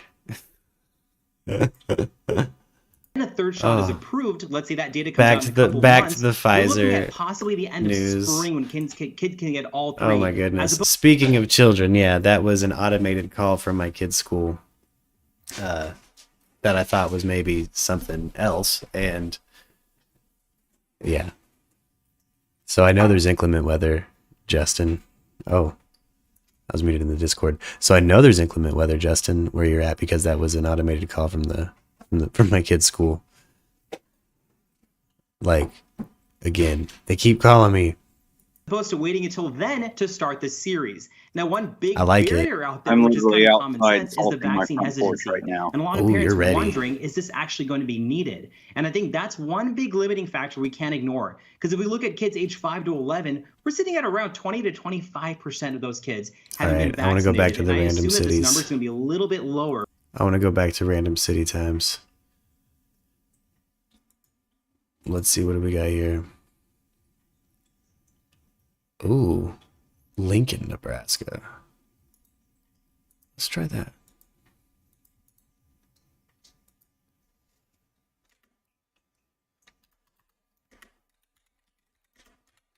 What do they got going on in Lincoln, Nebraska? From 17 minutes ago. Flights delayed due to weather, guys. Ooh. From a year ago, 3 years ago, 5 years ago. Yeah, that's what they got going on. It may not be snowing Flights in Nebraska delayed. today, but other places in the Midwest are getting hit hard. The winter weather is impacting flights all across the region. The snow in Chicago is causing many delays and cancellations today. And as many of you know, that has a ripple effect across the country, and that includes here in Lincoln. Today we found some travelers who were deciding whether they want to What wait is for this their suggestion? flight. Cedar Point live cam. Oh, Cedar Point Rapids. What is this? Cedar Point? Yeah. Northeast Ohio. What? Ooh, a city cam. It's beautiful. Why? Alright, I need my free use jazz back though.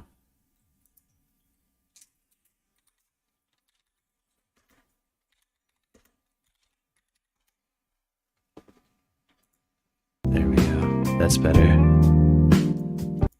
That's a lot better.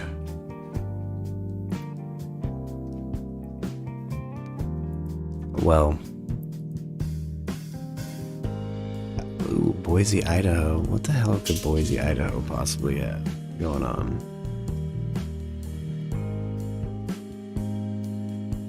After having the Cody thing, the Cody Bigsby story spring up, I was like, I never know.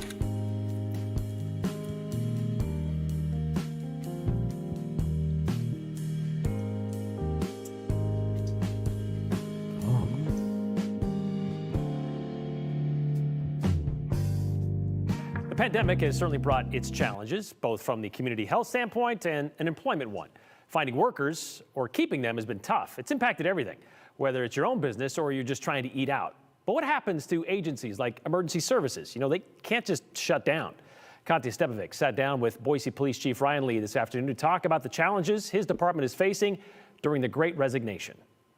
Right now, the Boise Police Department is looking for 31 sworn officers and 6 other professionals to join their team. While they're still able to respond to every call, they say they're faced with the challenge of what's potentially ahead because of decreasing applications. If you're a young person entering the workforce and you're doing the classic debate in your mind of police officer or firefighter may seem more attractive at this moment in history. But we're seeing a time of both sort of generational retirements occur. So we had a lot of people join police work 25, 30 years ago. They've had a full career. They've had a full service. They're looking forward to a much-deserved retirement, and they're leaving. And we're seeing the beginning of that wave, and that wave is going to last for a little longer than the next half a decade. According to Boise Police Chief Ryan Lee, since 2017, applications have been trending downward, especially since the start of the George Floyd movement in 2020. Some of it is just sort of a generational change. That was going on a little bit before. I don't think it goes past anybody that the national narrative on policing is probably impacting some folks. We're seeing some folks that they're hearing from their loved ones, and they're making that own personal decision, that reassessment. So some of it is national trends, national narratives. Some of it is very personal decisions. Yeah, I have had officers, not very many, mention that was some of the decision making that occurred for them.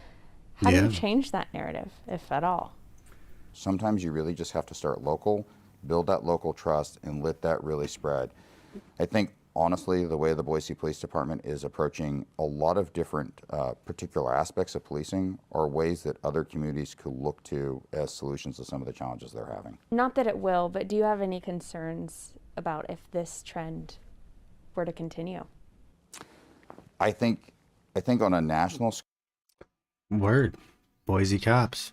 Boise cops be quitting. All right. Goodness. Well, let's pop over here. I'm gonna check out entertainment news. What you got?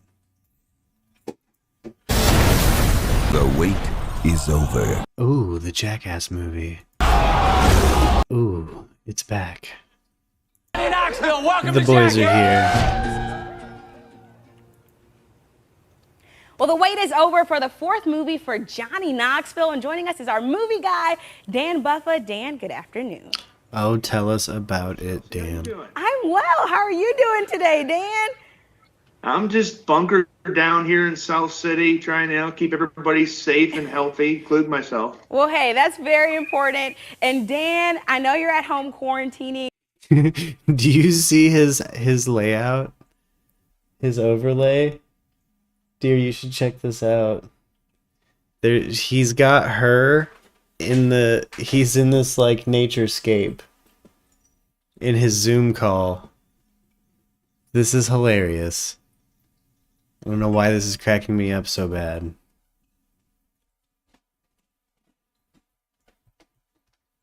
What the hell? Look at it, yeah.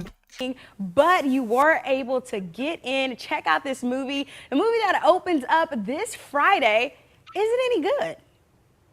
It really is. I haven't laughed this much in a theater, I think, in 15 years. And that's a lot of comedies. I mean, it really just makes you laugh as much as you did when the first one came out 20 years ago. You have essentially comedic stuntmen doing this because they love doing these crazy I'm so pranks into it. that involve spiders and I scorpions. want a layout just like that. Very, very where when scary people things Discord I and don't they think just I pop will up ever out of the do, but shrubbery it in the makes it back. so funny and cringeworthy Like, hey. at the same time. Hi. Funny and cringeworthy. You can't beat that. Yeah, crime. What made this one a little extra special? I think the fact that these guys are still doing it when they're so old. I mean, Yeah, we're gonna watch some people really mess their hips up, it sounds like. You know what I'm saying, Justin? Hopefully I'm still unmuted in the Discord. Yeah, good. Yeah, I heard you. I've been messing around with this new setup a little bit, and I kind of have it set up to just go, but I want to try to bring back long form, like hanging out, streams, but I'd say you should do them at least every so often. exactly. Every now and then. Have some ideas. Local news roulette, something to break up, like having to research like a big story.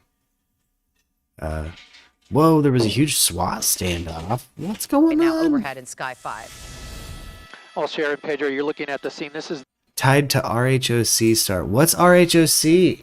Real Housewives of Orange County. Just got it. Just pieced it together. Got you. A real housewife got swatted. That is unfortunate. the 100 block of East Ocean Front with the cross of Medina Way. This is a two-story beachfront home Beautiful on the house. Balboa Peninsula, and you can see police officers going in and out of this home Beautiful. right now. Let's go to some photos that were courtesy of TMZ, as well as some ground footage from our Chip Yost, who shot some footage on the ground. Like Now, real the arrest was vacation made spot. after an You know what I'm hours-long saying? standoff with that man, Other said than to the be SWAT team ex-boyfriend being of there. Elizabeth Sorry. Vargas. Here now, that man was taken into custody, and now the Newport Beach Police Department is doing an investigation looking into what led up to this barricade, how the man got into the house, and what other circumstances may be involved here. But again, this is all happening at the 100 block of East Oceanfront in Newport Beach along the Balboa Peninsula. That's the very latest overhead in Sky 5. I'll send it back to you in the studio.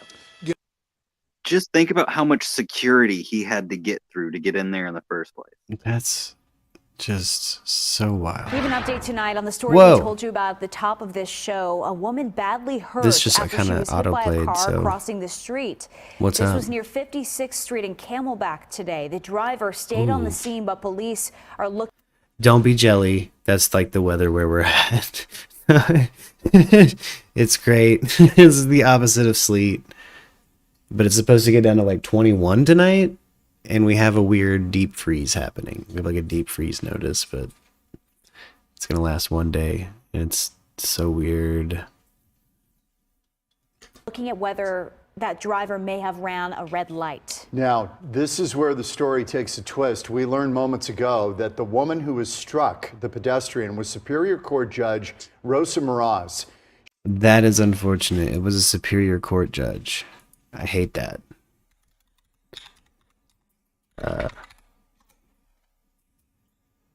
Let's check on Uncle Alex. I don't want the vitamins. Deindustrialization attack. We have lived to now be 2 years into their war against humanity, their covert war, their dirty war. It's so hard to tell if we're in the middle of an ad or in the show or not. And controlling. What a time to be alive. The wheels are his show, absolutely Justin coming off of everything they're doing. Yeah. John Hopkins, which is a very diverse scientific group, and is the preeminent planner for the Rockefeller Foundation of the COVID attacks that we've all been under and the subsequent lies and fraud, is now covering its ass by the very working group that was heavily involved with Bill Gates planning all this, coming out in a 60-plus page report saying lockdowns are a fraud and have killed more people than the virus, and that the economic destruction of it is going to starve hundreds of millions of people to death, which is I don't know if I agree with the lockdowns killing more people than true. it. Reuters You sure, has come out Jones? and I don't know, endorsed man. ivermectin and its incredible antiviral properties. Covering your little dirty asses, aren't you? Yeah, well, I mean, ivermectin, yeah, they found out that it's effective at treating it, so, and perfectly okay for human use. It's prescribed frequently for human use. The issue was that people were taking it, and like Gary Anthony's goats couldn't get it. Well, yeah, they were going to the animal medical suppliers and getting it from there. Yeah. They weren't using the dosage meant for humans. They were just going and getting it from Tractor Supply. Yeah, the issue was sucking up surplus like it's toilet paper. It's like it's not. If you don't have COVID, don't go get it yet. Like save for the market, for the people that care about the people around you. That's it was like. This is we have to make more of this. Covertly and overtly target and have deplatformed. No. It's not Cuomo and his brother that worked at CNN knowingly sending sick patients into hospitals to kill 20,000 people and then suppressing it. No, We might that's be catching not the big crime. man doing the work The right crime's now. not defunding the police. The crime's not Man, opening up he's the in, like, violent Prime Jones people out of the prisons. Yeah, dude. Having Got the top button fivefold unbuttoned. homicide and carjacking numbers explode in blue cities, a doubling nationwide on average. Crazy. Spilling over into communities that aren't run by psychotic leftists, but still we pay. His vibe. He gets so. That's a great pause space, by the way. He's so paranoid. I should really screen cap, huh? Oh man, what is it for screen cap? Like, I don't remember print screen. Where's my damn print screen button? Oh, there it is. somewhere close to F12. I know that much. You sure are right, friend. Let's hope I got it. He's so paranoid. He'll eat your liberal ass. He'll barbecue it flat. Did you hear that rant? Do you remember when he said that? Oh yeah. Oh, it's so good. I'll grill it flat. You better know these people aren't going to give up. Oh, you better They're going to know. stage false flags and blame it on people. And they're going to go blow up and shoot up black churches. They're going to go shoot up gay bars. And they're going to blame it on us. And Is it blaming it on you if they say that they're the... I don't like it. Were you saying that the people are lying that... Or were delusional of the fact that they were even attached? I don't know. I'm confused. I confused. But... You know, this is a guy who's had to navigate the waters of having a fan go full, you know, Pizzagate. And what do you do about that? And they're going to start war with Russia. And they are going to try to gut our economy as fast as they can because they know they're going down and they want to take us down with them. And so that's where we are right now, ladies and gentlemen. And I can tell you, just like happened last year in February, it was officially in the Texas Record 4 days before the power went off on Valentine's Day. The Texas Railroad Commission and the Texas Energy Department sent a letter to the feds and Joe Biden and said, can we please up the power at our coal power and our gas plants? The windmills can't supply the power. And they said, no, you may not. And the power went off.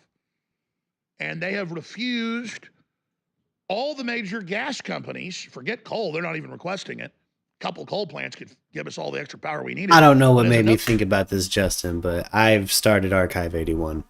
I caught a fever. It was while I was having a fever, though, so I fell asleep, and I swear to God it was a fever dream. The end of the episode, the first episode that I saw. So I'm going to rewatch the first episode and probably be hooked through the rest of it. It itself kind of feels like a fever dream at times, so Yeah. you might remember more than you think. I hope so. Like, I hope when I rewatched, I'm like, okay, no, that wasn't a dream. Because I feel like there's things in my head where I'm like, my subconscious patchworked some visuals to something I was hearing. I was like, wait, that surely didn't happen in that. But boy, that's cool as hell. It's starting to gain some traction in the press too, which is awesome because I feel like Netflix kind of needs a hitter right now.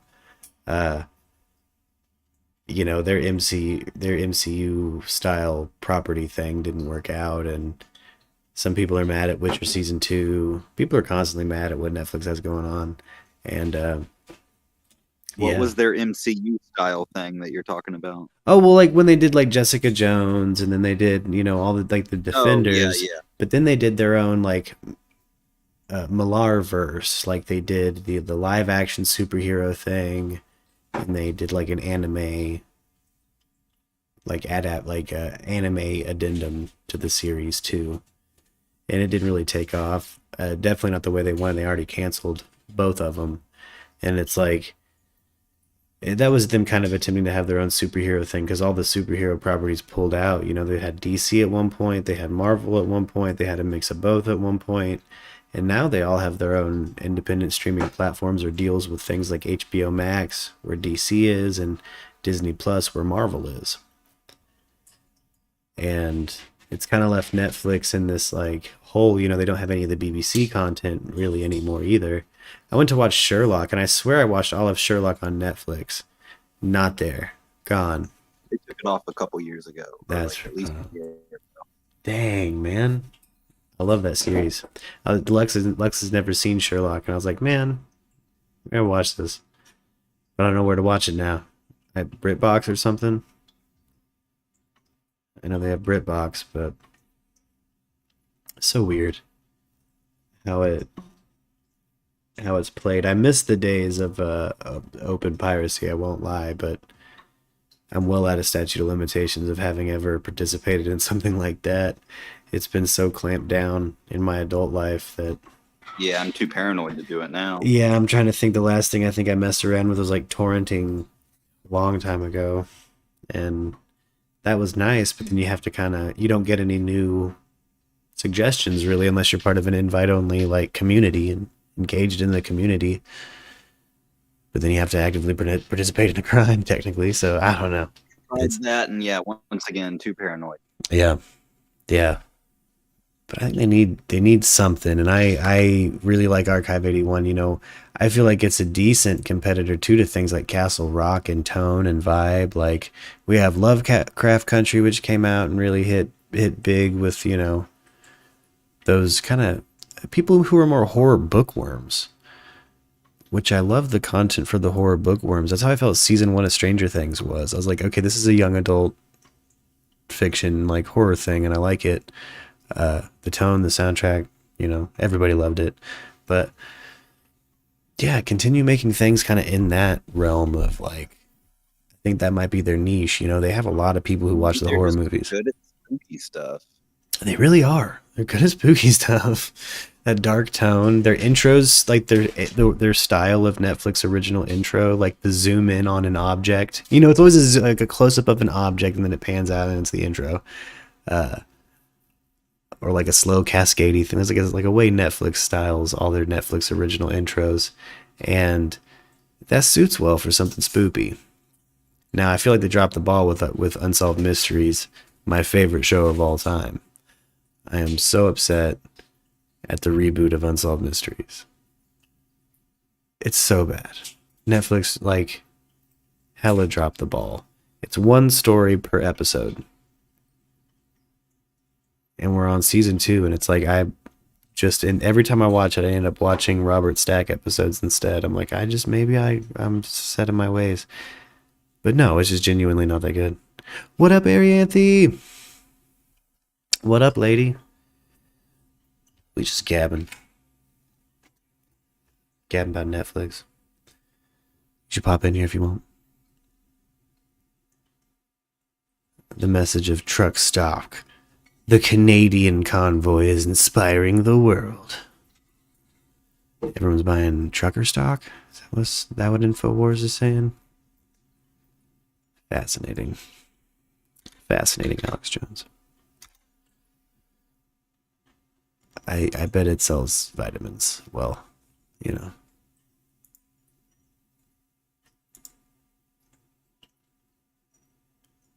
Let's do some more news roulette. Let's just pop into one of these live. Any suggestions? NBC, ABC, Fox News, Bloomberg, Al Jazeera English. Any suggestions? Oh, been working on family tree stuff. Found out that your 12 times great uncle is the Captain Morgan. Dang, Arianthe, that's dope. 12th great uncle is the Captain Morgan. That's cool as hell. Ooh, from 10 hours ago, it's Putin. Nah. Ooh. We have learned a lot of new details in the mysterious death of a Boston police officer. His girlfriend is now charged. Prosecutors say that Karen Reed hit Officer John O'Keefe. Barney feels the same way about Unsolved Mysteries. By the way, it's got to be Robert Stack. It's got to be Robert Stack. Don't tell him. Nah, Arianthe, you could pirate. You could be a pirate. You would fit in. He'd like you. He'd like you.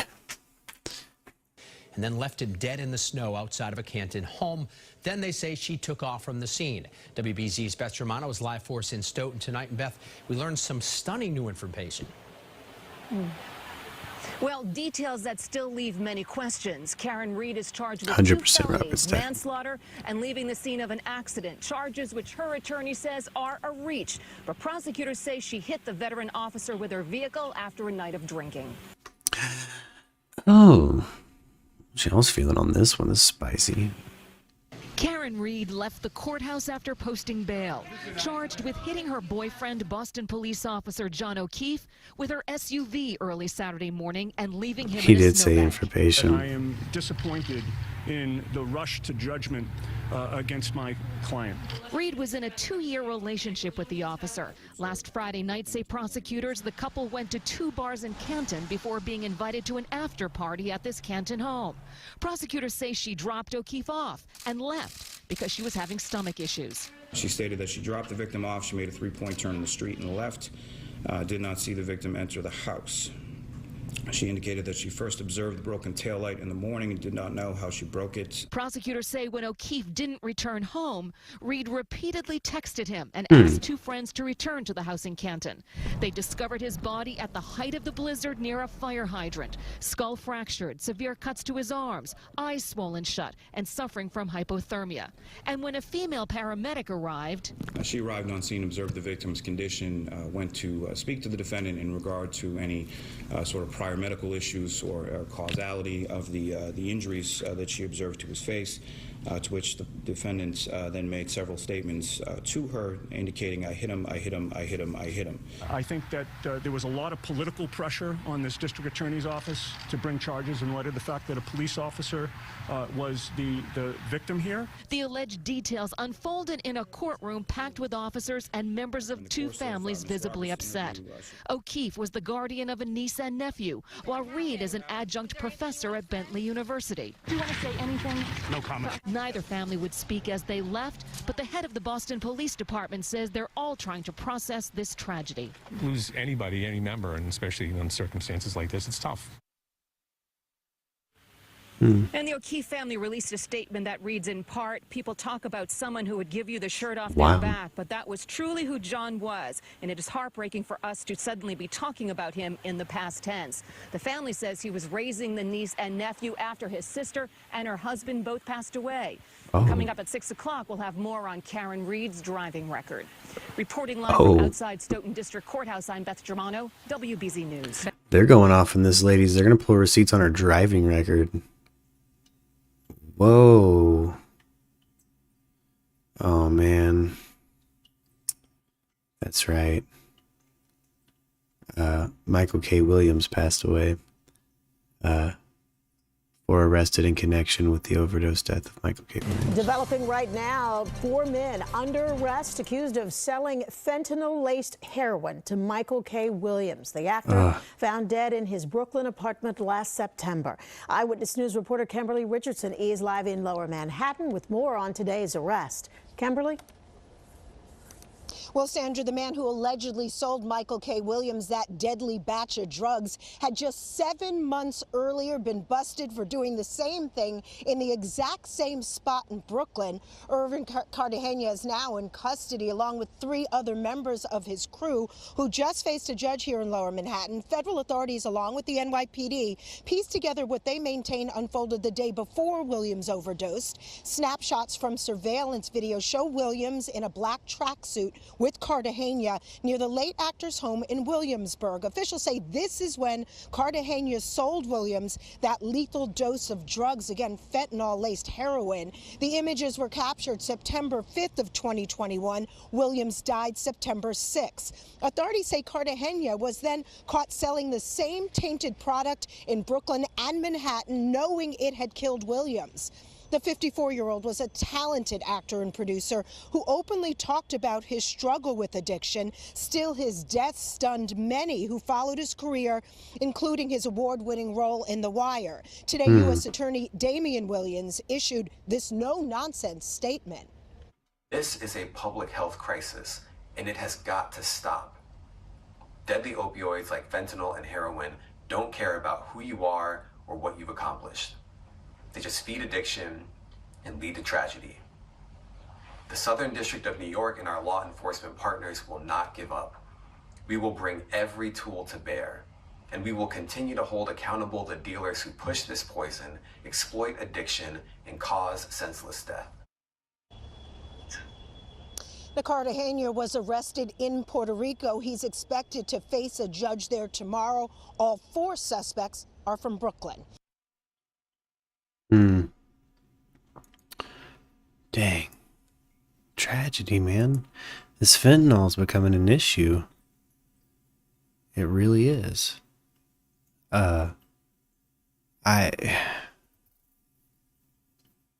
It's kind of become an all-consuming thing in the Lauren Smith Fields case that we're covering too. Just tracking this. There's fentanyl laced everything right now. And You know, it's obviously because coming up from, in my opinion, it's coming up from northern Mexico. If you watch enough of the stream, you've watched us probably cover news or react to news that's people manufacturing it in northern Mexico and smuggling it into the States. And boy, does it seem like a problem.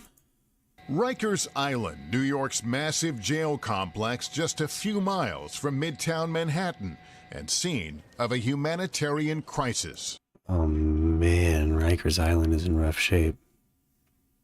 Whoa. Whoa. That's like unacceptable, Rikers Island.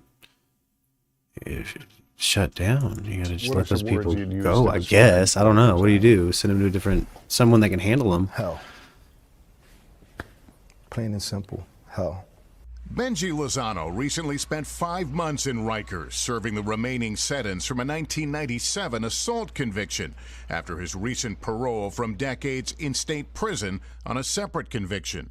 What do you see in these pictures? I see myself. I see everything that I experienced while I was at Rikers Island. I see inhumane conditions. I mean, look at that. It's ridiculous. Photos obtained by the New York Post last fall show detainees jammed in a holding area. Lozano says he spent weeks living like this. Feces all over the wall, unoperable restrooms, toilets would not flush, the sinks would not work. It was disgusting. And you might be surprised who agrees with him. People were living in inhumane conditions. Until last month, Vincent Schiraldi was in charge of Rikers Island. No recreation, health care was not available to people because we couldn't get them to their doctor's appointments. Violence, he says, was rampant. NBC News recently obtained more than 100 hours of surveillance video from inside Rikers. City officials don't contest the contents of the video. Scenes like this, an attempted knifing averted by an officer, and an inmate organized so-called fight night where some detainees were forced to participate. Who was running the place? The inmates run the facilities. I wrote to all the judges. So scary. That's crazy. And all the district attorneys and said, I cannot guarantee the safety of people that get sent here. Schiraldi says one of the most pressing problems, a union contract that gives officers unlimited sick time. He points out that of the nearly 8,000 officers at Rikers, up to a third don't. He points out that of the nearly 8,000 officers at Rikers, up to a third don't show up on any given day. For 6 years, Serena Townsend was in charge of investigating misconduct at the jail. People were calling out sick, and then when we would go and check on them, they were not actually at home sick, they were out. Last month, Townsend was fired by the newly appointed commissioner after she says he instructed her to get rid of 2,000 disciplinary cases against officers within 100 days, and she refused. Whoa. The city denies Townsend's claims. I investigated every type of act of misconduct, and I have to say that a lot of what I saw in those cases are things that are happening that could have been prevented. Yeah, Dr. Baby, it sounds crazy. Benny Bossio, Sounds the union crazy. president representing officers, accuses Townsend of being overzealous in her discipline of officers who were trying to do an impossible job. We have officers that are out sick. 1,500 correction officers have been assaulted in the last year. We have officers dealing with long-term effects of COVID, being sexually assaulted. So, you know, this notion that we're out on purpose is just nonsense. Finger pointing aside, everyone agrees that Rikers is horribly broken. And whose fault is all that? I think it's an administrative fault. It is the fault of people who run the system and people who are in elected positions. New York plans to close Rikers by 2027. Meantime, a City Hall spokesperson says under new Corrections Commissioner Louis Molina, more than 1,000 officers are back at work and many are now working normal hours again. Dang. Thanks for watching our YouTube channel. What up, Lester? We know. We know, boo-boo. Developing right now. That's crazy. Learned a lot. That is some crazy sauce, man. Let's see.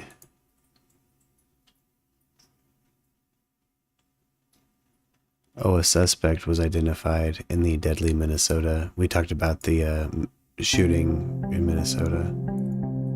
What do we have here? Police released details about a shooting outside Minnesota school Tuesday that left one deceased. The incident started as a fight amongst 5 students, according to police.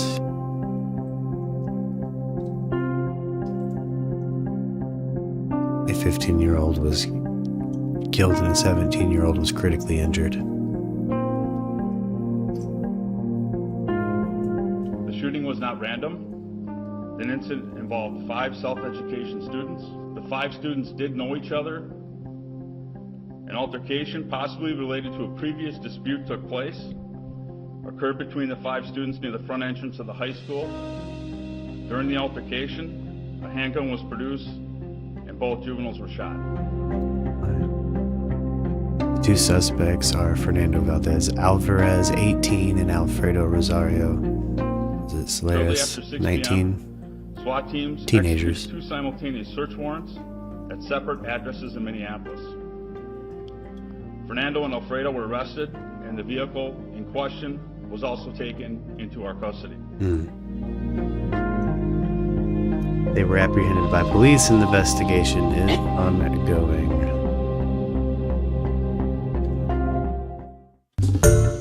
Hi, everyone. George Stephanopoulos here. Fascinating and tragic. That vibes to me like gang violence. Again, I think our overarching theme today has been police reform. It needs to happen. We need something going. Our policing is trash right now, and I understand people not wanting to work that job. You know. Richfield police are now shedding more light on a shooting outside the South Education Center Tuesday afternoon, leaving 1 student dead and 2 others injured. The shooting was not random. The incident involved 5 self-education. Yeah, same business. That's from the actual press conference. Let's see, we have other tragic news here. A breaking news update. While the search continues for a missing newborn baby in Memphis, a man has been detained. 2-day-old Kennedy Hoyle was last seen with her mother, who was killed overnight. Police say the man being held is known to the victims. Very sad story. WREG's Quamitra Wilburn spoke to family members who say they are desperate for answers. They said they got like 50 police looking for. My thing is everybody should be looking for. Family members of 27-year-old Danielle Hoyle are looking for answers after she was killed and her baby was reported missing. And she's just 2 days old. I just want her to come home. They can't find her. They're looking for her. She needs her medicine. She needs a mirror. It's cold out here. I just need her to come home. I just want my grandbaby. Hoyle's mother says her daughter left home around 6 o'clock Tuesday evening. She says her daughter told her she was taking her baby to the hospital for more testing. She last spoke to Hoyle around 7:30 and asked her if she made it to her destination. She was like, "Yeah, Mom, I'm trying to get the baby out the car. You get it in the hospital." April Campbell says she called and messaged her daughter multiple times, but didn't get a response. Around 11:30, Campbell says police officers knocked on her door, asking what car her daughter drives and if she knows where Hoyle is. They say it was an active crime scene. Memphis police say they found a body in an abandoned vehicle, confirmed as being Hoyle's, in the area of Sedgwick Street and Levi Road. Police confirm Hoyle was found shot and killed, but her daughter, 2-day-old Kennedy Hoyle, was nowhere to be found. An Amber Alert was issued for Kennedy at 8:29 a.m. Family members say Hoyle was a hard-working mother who did her best to provide for her family. They say she also leaves behind a 10-year-old daughter. And Gerard keeps asking what's going on, where her sister is, where her mama is, and I can't tell her. She been crying. She been crying since she saw the police. Reporting in Whitehaven, Quamitra Wilburn, WREG News Channel 3. And 2-day-old Kennedy is still reported missing. If you know anything about where she may be, contact Crime Stoppers at 528-CASH or 1-800-TBI-FIND. Man. That's tragic. I mean, it's A gotta breaking be news who's update now. the father of the baby, or who was the last known male to really have contact with her. I think I'll probably note that story and keep up with it. It's horrible. Whoopi Goldberg got suspended.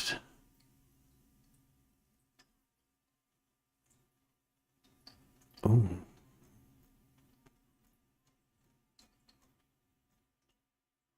Where did that go?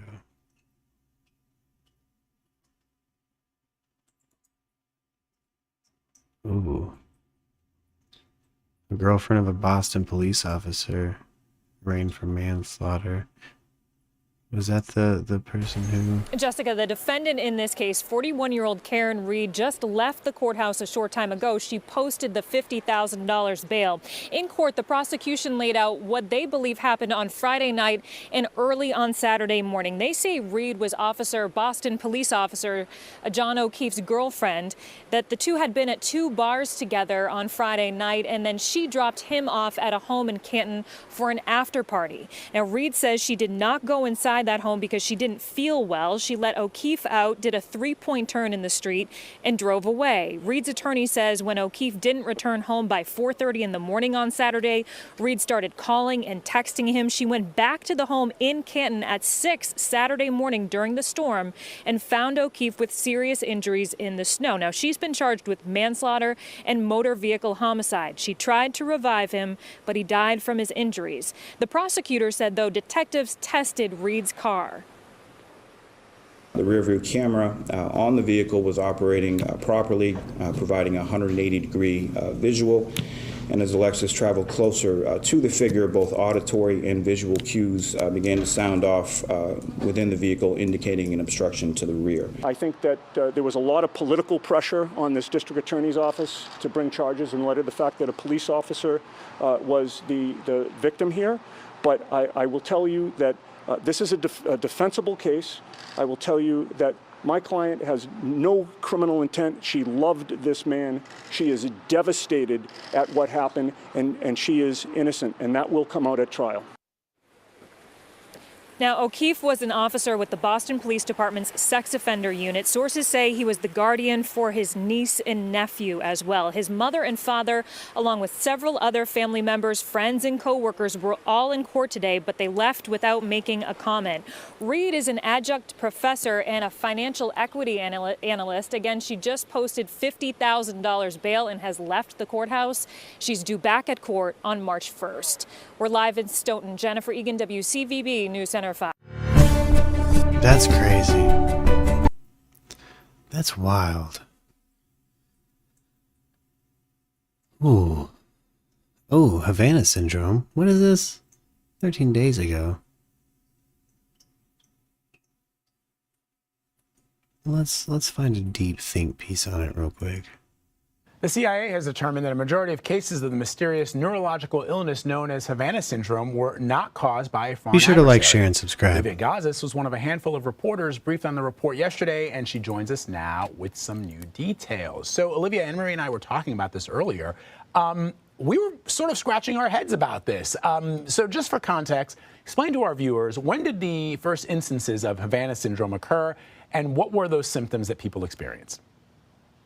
Sure. So the public has been aware of this thing called Havana syndrome since at least 2016, which is when U.S. diplomats and intelligence officers who were stationed at the U.S. Embassy in Havana, Cuba, first started reporting feeling ill. Canadians were among that group, too. And the symptoms can vary, but they include things like nausea, dizziness, these really intense headaches, cognitive difficulties.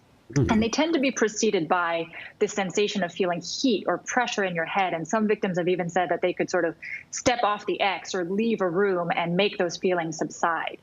So the mystery of those symptoms was unexplained for a while, but they didn't garner a ton of attention until more started being reported. So in 2018, there was a spate of cases in China. And then over the past year, we've seen them be reported in Serbia, Colombia, Austria, Vietnam, India, including some cases here on U.S. soil that have been reported.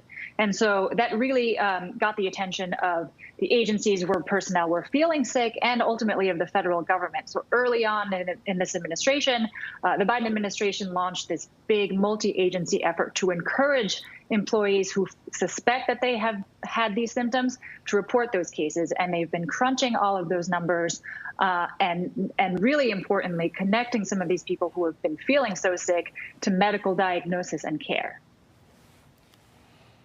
Okay, so that's interesting because I think sort of early on, and you can verify my faulty memory, the State Department had looked into it, and that's when we first started hearing this hypothesis of sort of this is like invisible energy weapon or something like that.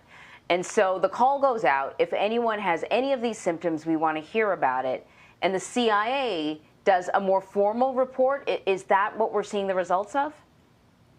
Yeah, so there's a lot of nuances in this interim report, and it's very much worth parsing because I know there's a lot of confusion around this.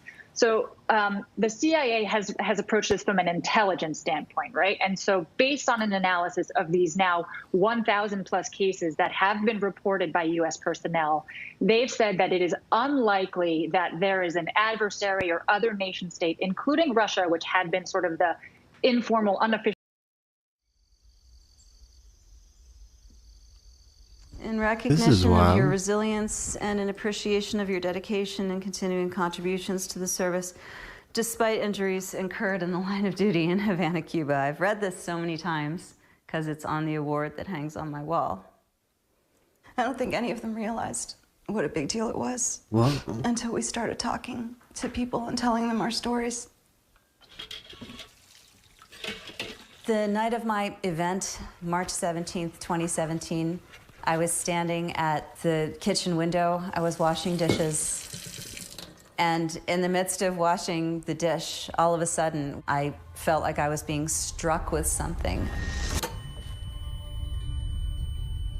And it was an overwhelming sense of anxiety, pressure, completely inexplicable, and then pain that I have never felt before in my life.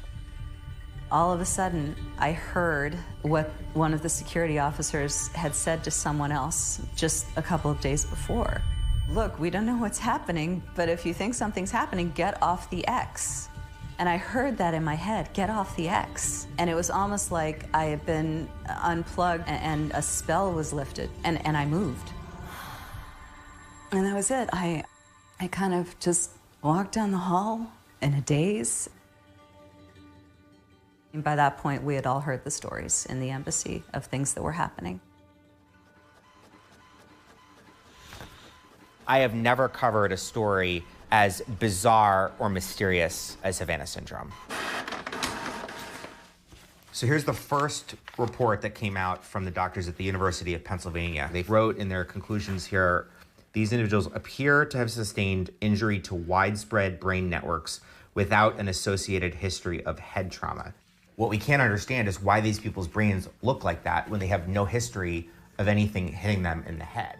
Possible symptoms of the mysterious illness called Havana Syndrome. Mysterious neurological symptoms. Havana Syndrome can cause dizziness, nausea, even brain damage. To a covert sonic weapon. I know a lot of people still see this as kind of a science fiction novel plot, but it's very, very real.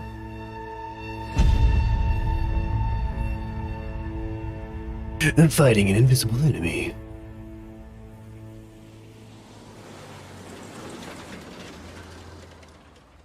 Let's see, Cuba. This is a good one. I was in the State Department for a little over 20 years. Let's see, this is me and Ambassador De Laurentiis. I think it was towards the end of my tour in Havana.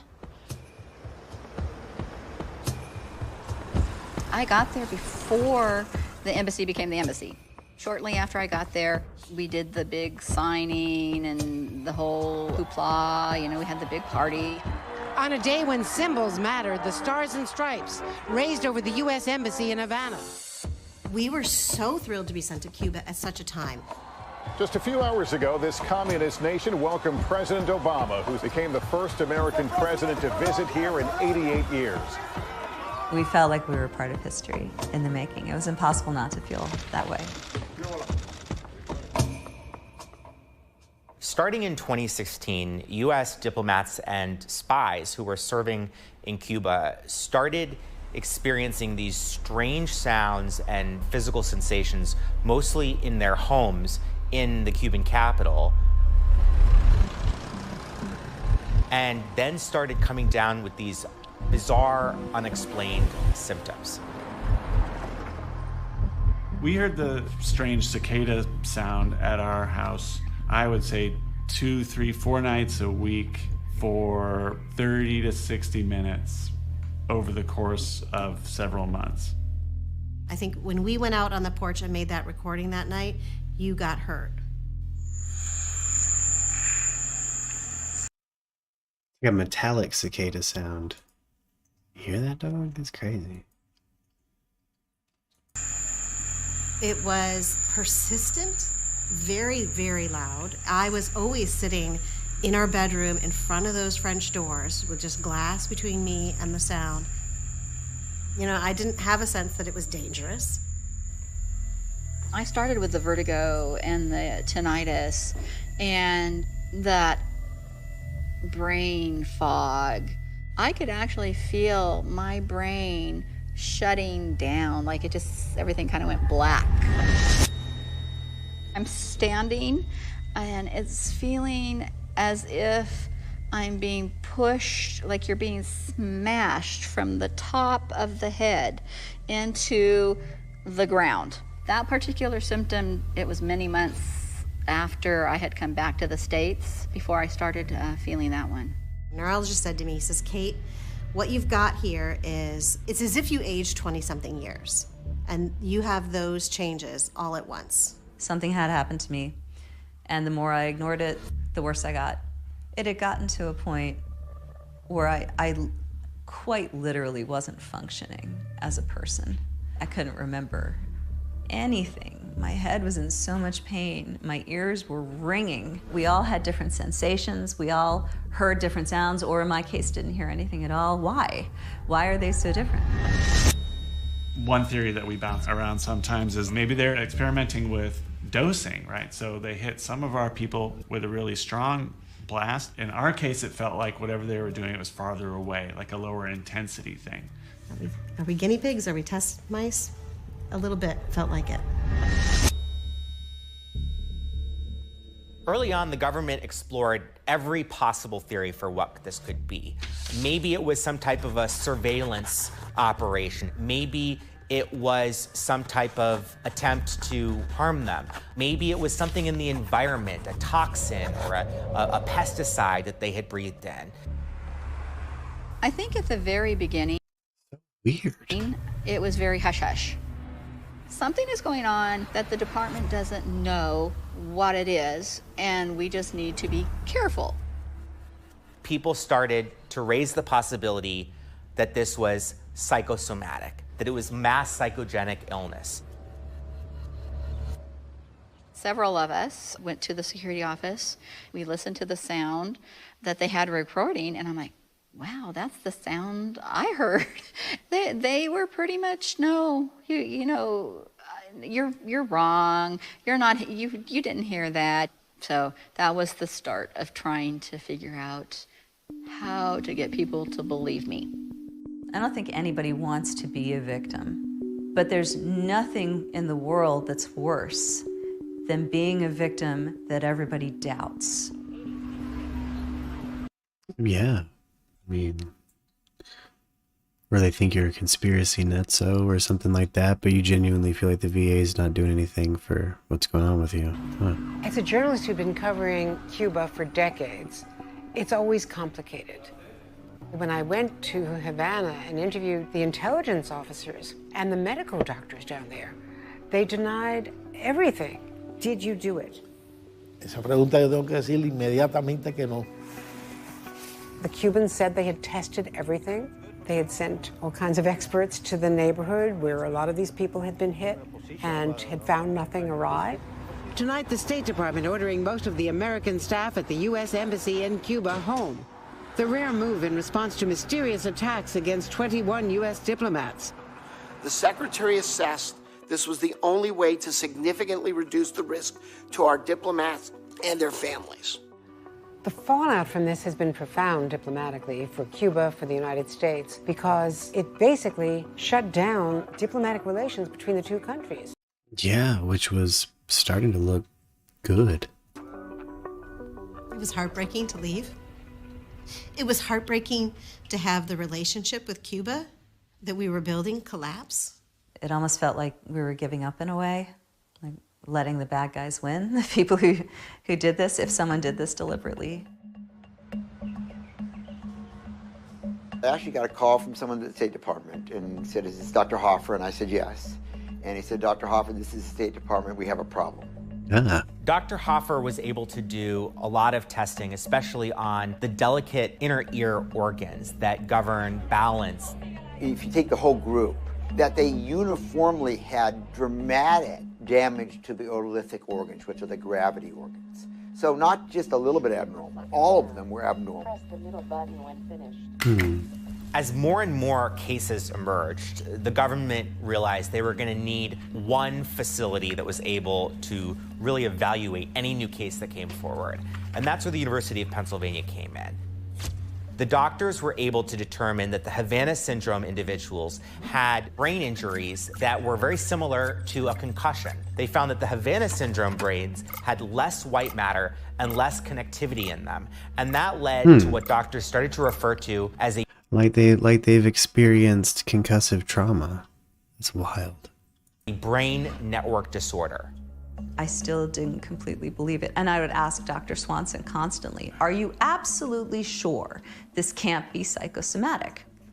And he would say over and over, "Yes, we're sure." Yeah, girl, you genuinely are scanning like you've sustained some serious, like, actual physical injuries.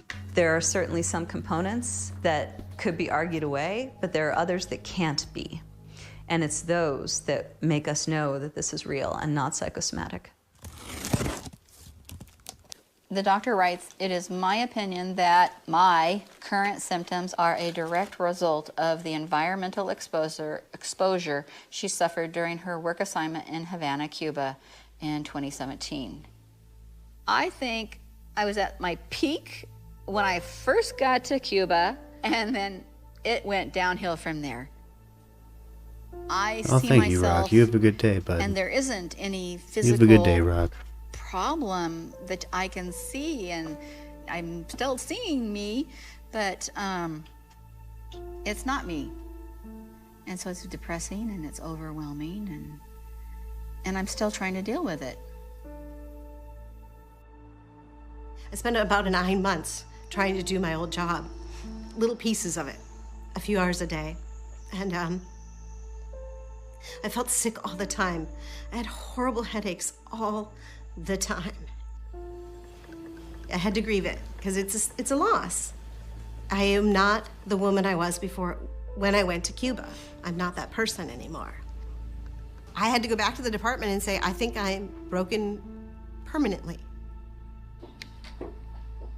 When Dr. Galloway told me that I couldn't make my eyes work together, it was the first time that someone had said, you know, that this is sort of the smoking gun. This is your proof that you have suffered some sort of traumatic brain injury without actually being hit in the head. I finally realized that it was over. There is no more career. It's just try to keep working, try to keep contributing in some way. I work 2 hours a day, if I'm lucky. I don't manage, I don't lead.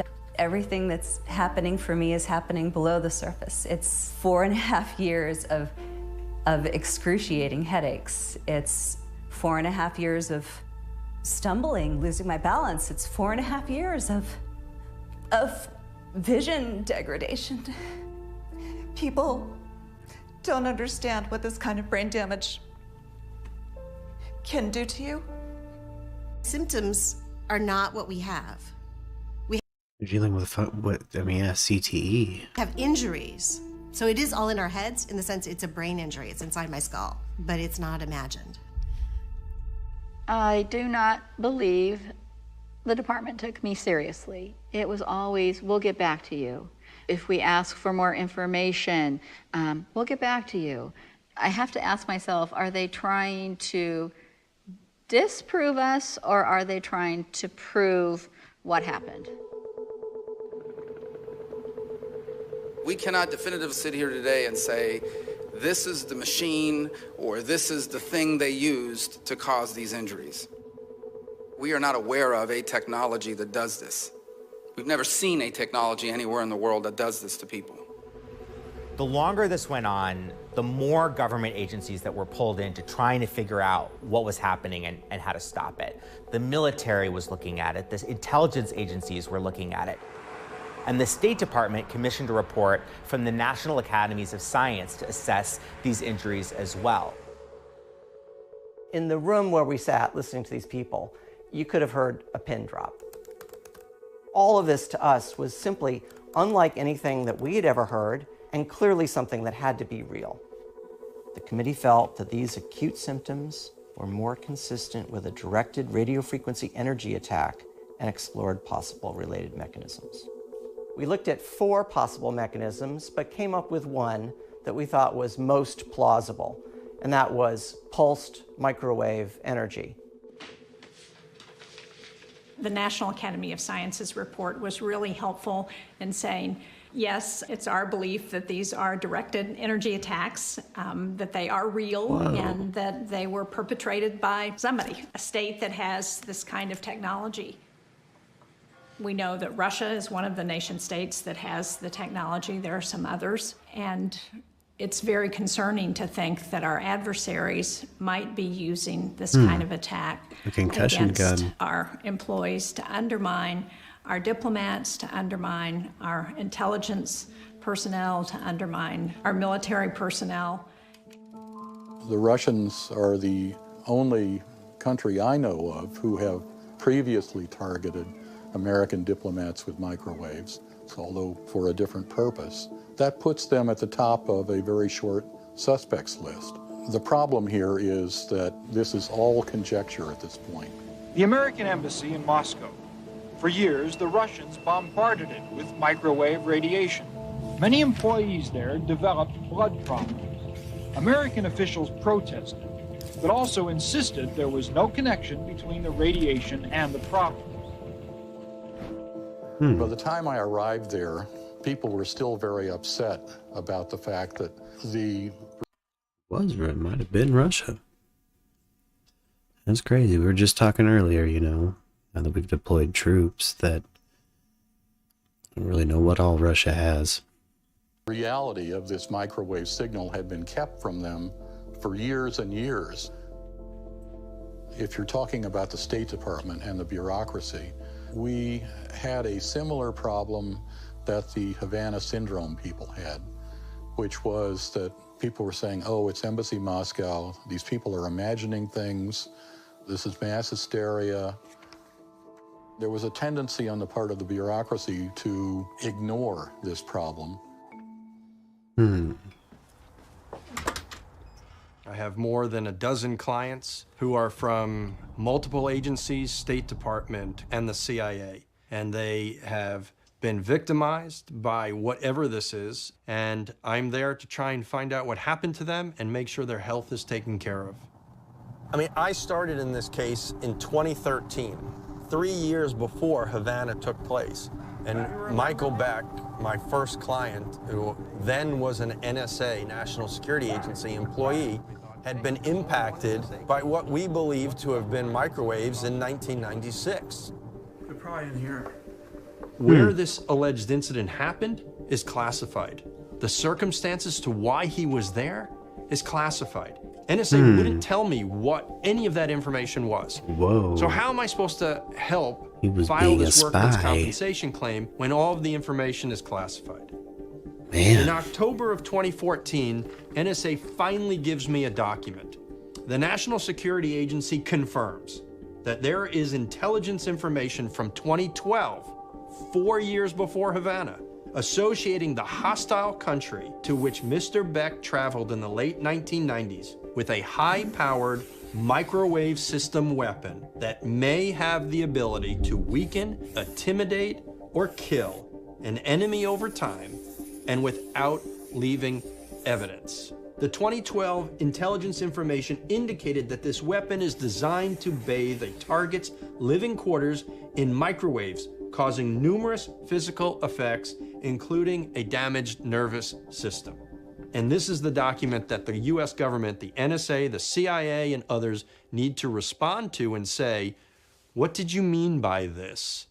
And what are you doing about it? When I first saw this statement, I said, holy cow, the government is saying they have intelligence about a foreign country with a microwave weapon that could potentially kill people and leave not a trace. But, you know, there are all kinds of intelligence. Some of it's solid, some of it's questionable, and without knowing more about this, it really raises more questions than answers. The impact of this beyond my clients is actually potentially really scary, because one can construe, if these are attacks on US government personnel, as an act of war. Yeah. As many as 200 Americans working abroad have now who traveled to India this month is the Harris's flight to Vietnam. This year, 2 dozen Yeah, an invisible weapon. new cases in Vienna. Something Another that in can... Berlin. U.S. officials say potential victims on every I mean, continent but Antarctica. does that technically violate We are the... investigating that's, and reviewing reports you of gotta... incidents from all around I the wonder. world. There has been more openness in the Biden administration to acknowledge what's going on, but it's still not transparent enough. President Biden signed a new law granting financial support to government officials who have been victims of the mysterious Havana syndrome. We will leave no stone unturned to get to the bottom of what and who is behind these incidents. I don't think anyone should doubt the sense of urgency that we have or our determination. In November, CIA Director Bill Burns went to Russia and met with their spy chief and warned them that if it's them, then they're going to face consequences. This is a huge deal. So the CIA is seized with this and has been since Bill Burns took over at the beginning of the Biden administration. Unfortunately, according to bipartisan critics, the State Department did not respond as aggressively as the CIA has and is now just catching up. Because I continue to be disappointed by the State Department's response, even though I've heard that you are committed to ensuring that people who have been affected get the medical care they need. But what I'm still hearing from victims is that that is not happening always. And so there's clearly a disconnect between what's happening at the top levels of the State Department and how people are being treated in some cases. Hi. All right, great, thank you. I got this update from a couple of people on WhatsApp and their experiences.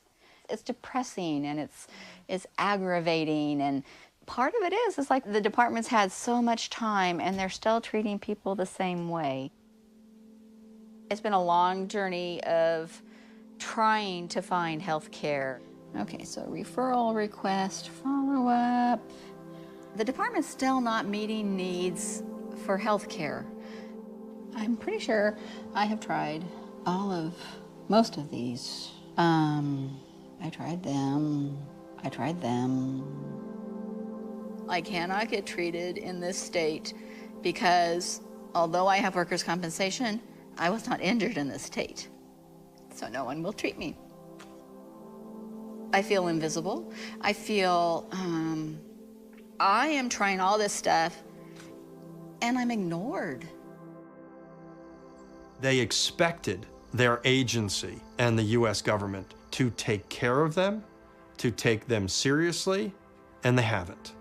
They are fed up with how this has impacted negatively their career, their health, and their life, and worse, that they have been perceived to be disregarded by their agency and not taken seriously.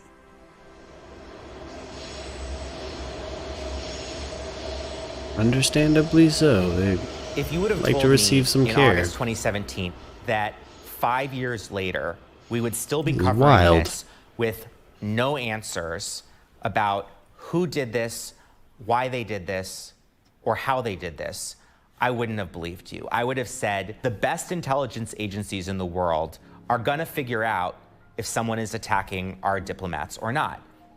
And yet, here we are. We still have no known source or cause. That's what we have. When I read the news and I hear 20-some in Vienna, I'm struck with it. Some of them are going to be like myself and some of my other colleagues who are no longer able to contribute what we once would have been able to contribute. And that is a loss to the service. If the American public could see the injury, see the blood, they would be demanding something happen. This is something I'm afraid of. I would like to know long term, what's going to happen to me? What's going to happen to the others? It seemed right to tell the whole story with my name, with my face, so that people understand it, maybe for the first time, really truly understand what happened to all of us and that it's very real. We all need to come to terms with that so that we can start moving forward and try to stop it before it hurts anyone else. We gotta fight the Russian microwaves. We gotta fight Russian microwaves, dude. That's wild. Okay. It was a fun little jaunt down the Havana Syndrome rabbit hole. Goodness. Goodness. Oh.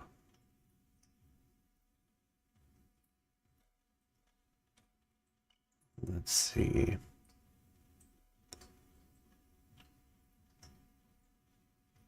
Yeah, the Ukrainians are really gearing up, man.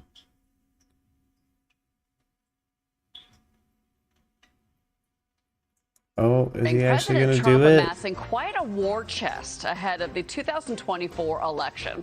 According to Federal Election Commission filings, he's got more than $122 million in cash tied to his post-presidency. Is he going to do it or is he not going to do it? Documents show he raised more than $51 million in the last 6 months of last year, a majority of which came from online donations that were less than $200. You Trump gonna has made do it or donations not? to dozens of Republican candidates ahead of the midterm elections. He has not yet announced whether he's going to. You're just going to keep run being a again hoe in about it, Trump. for president.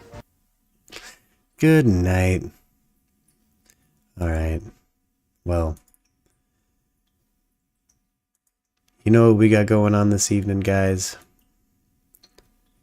Night 3 of the Lauren Smithfields investigation. We're going to build our timeline tonight.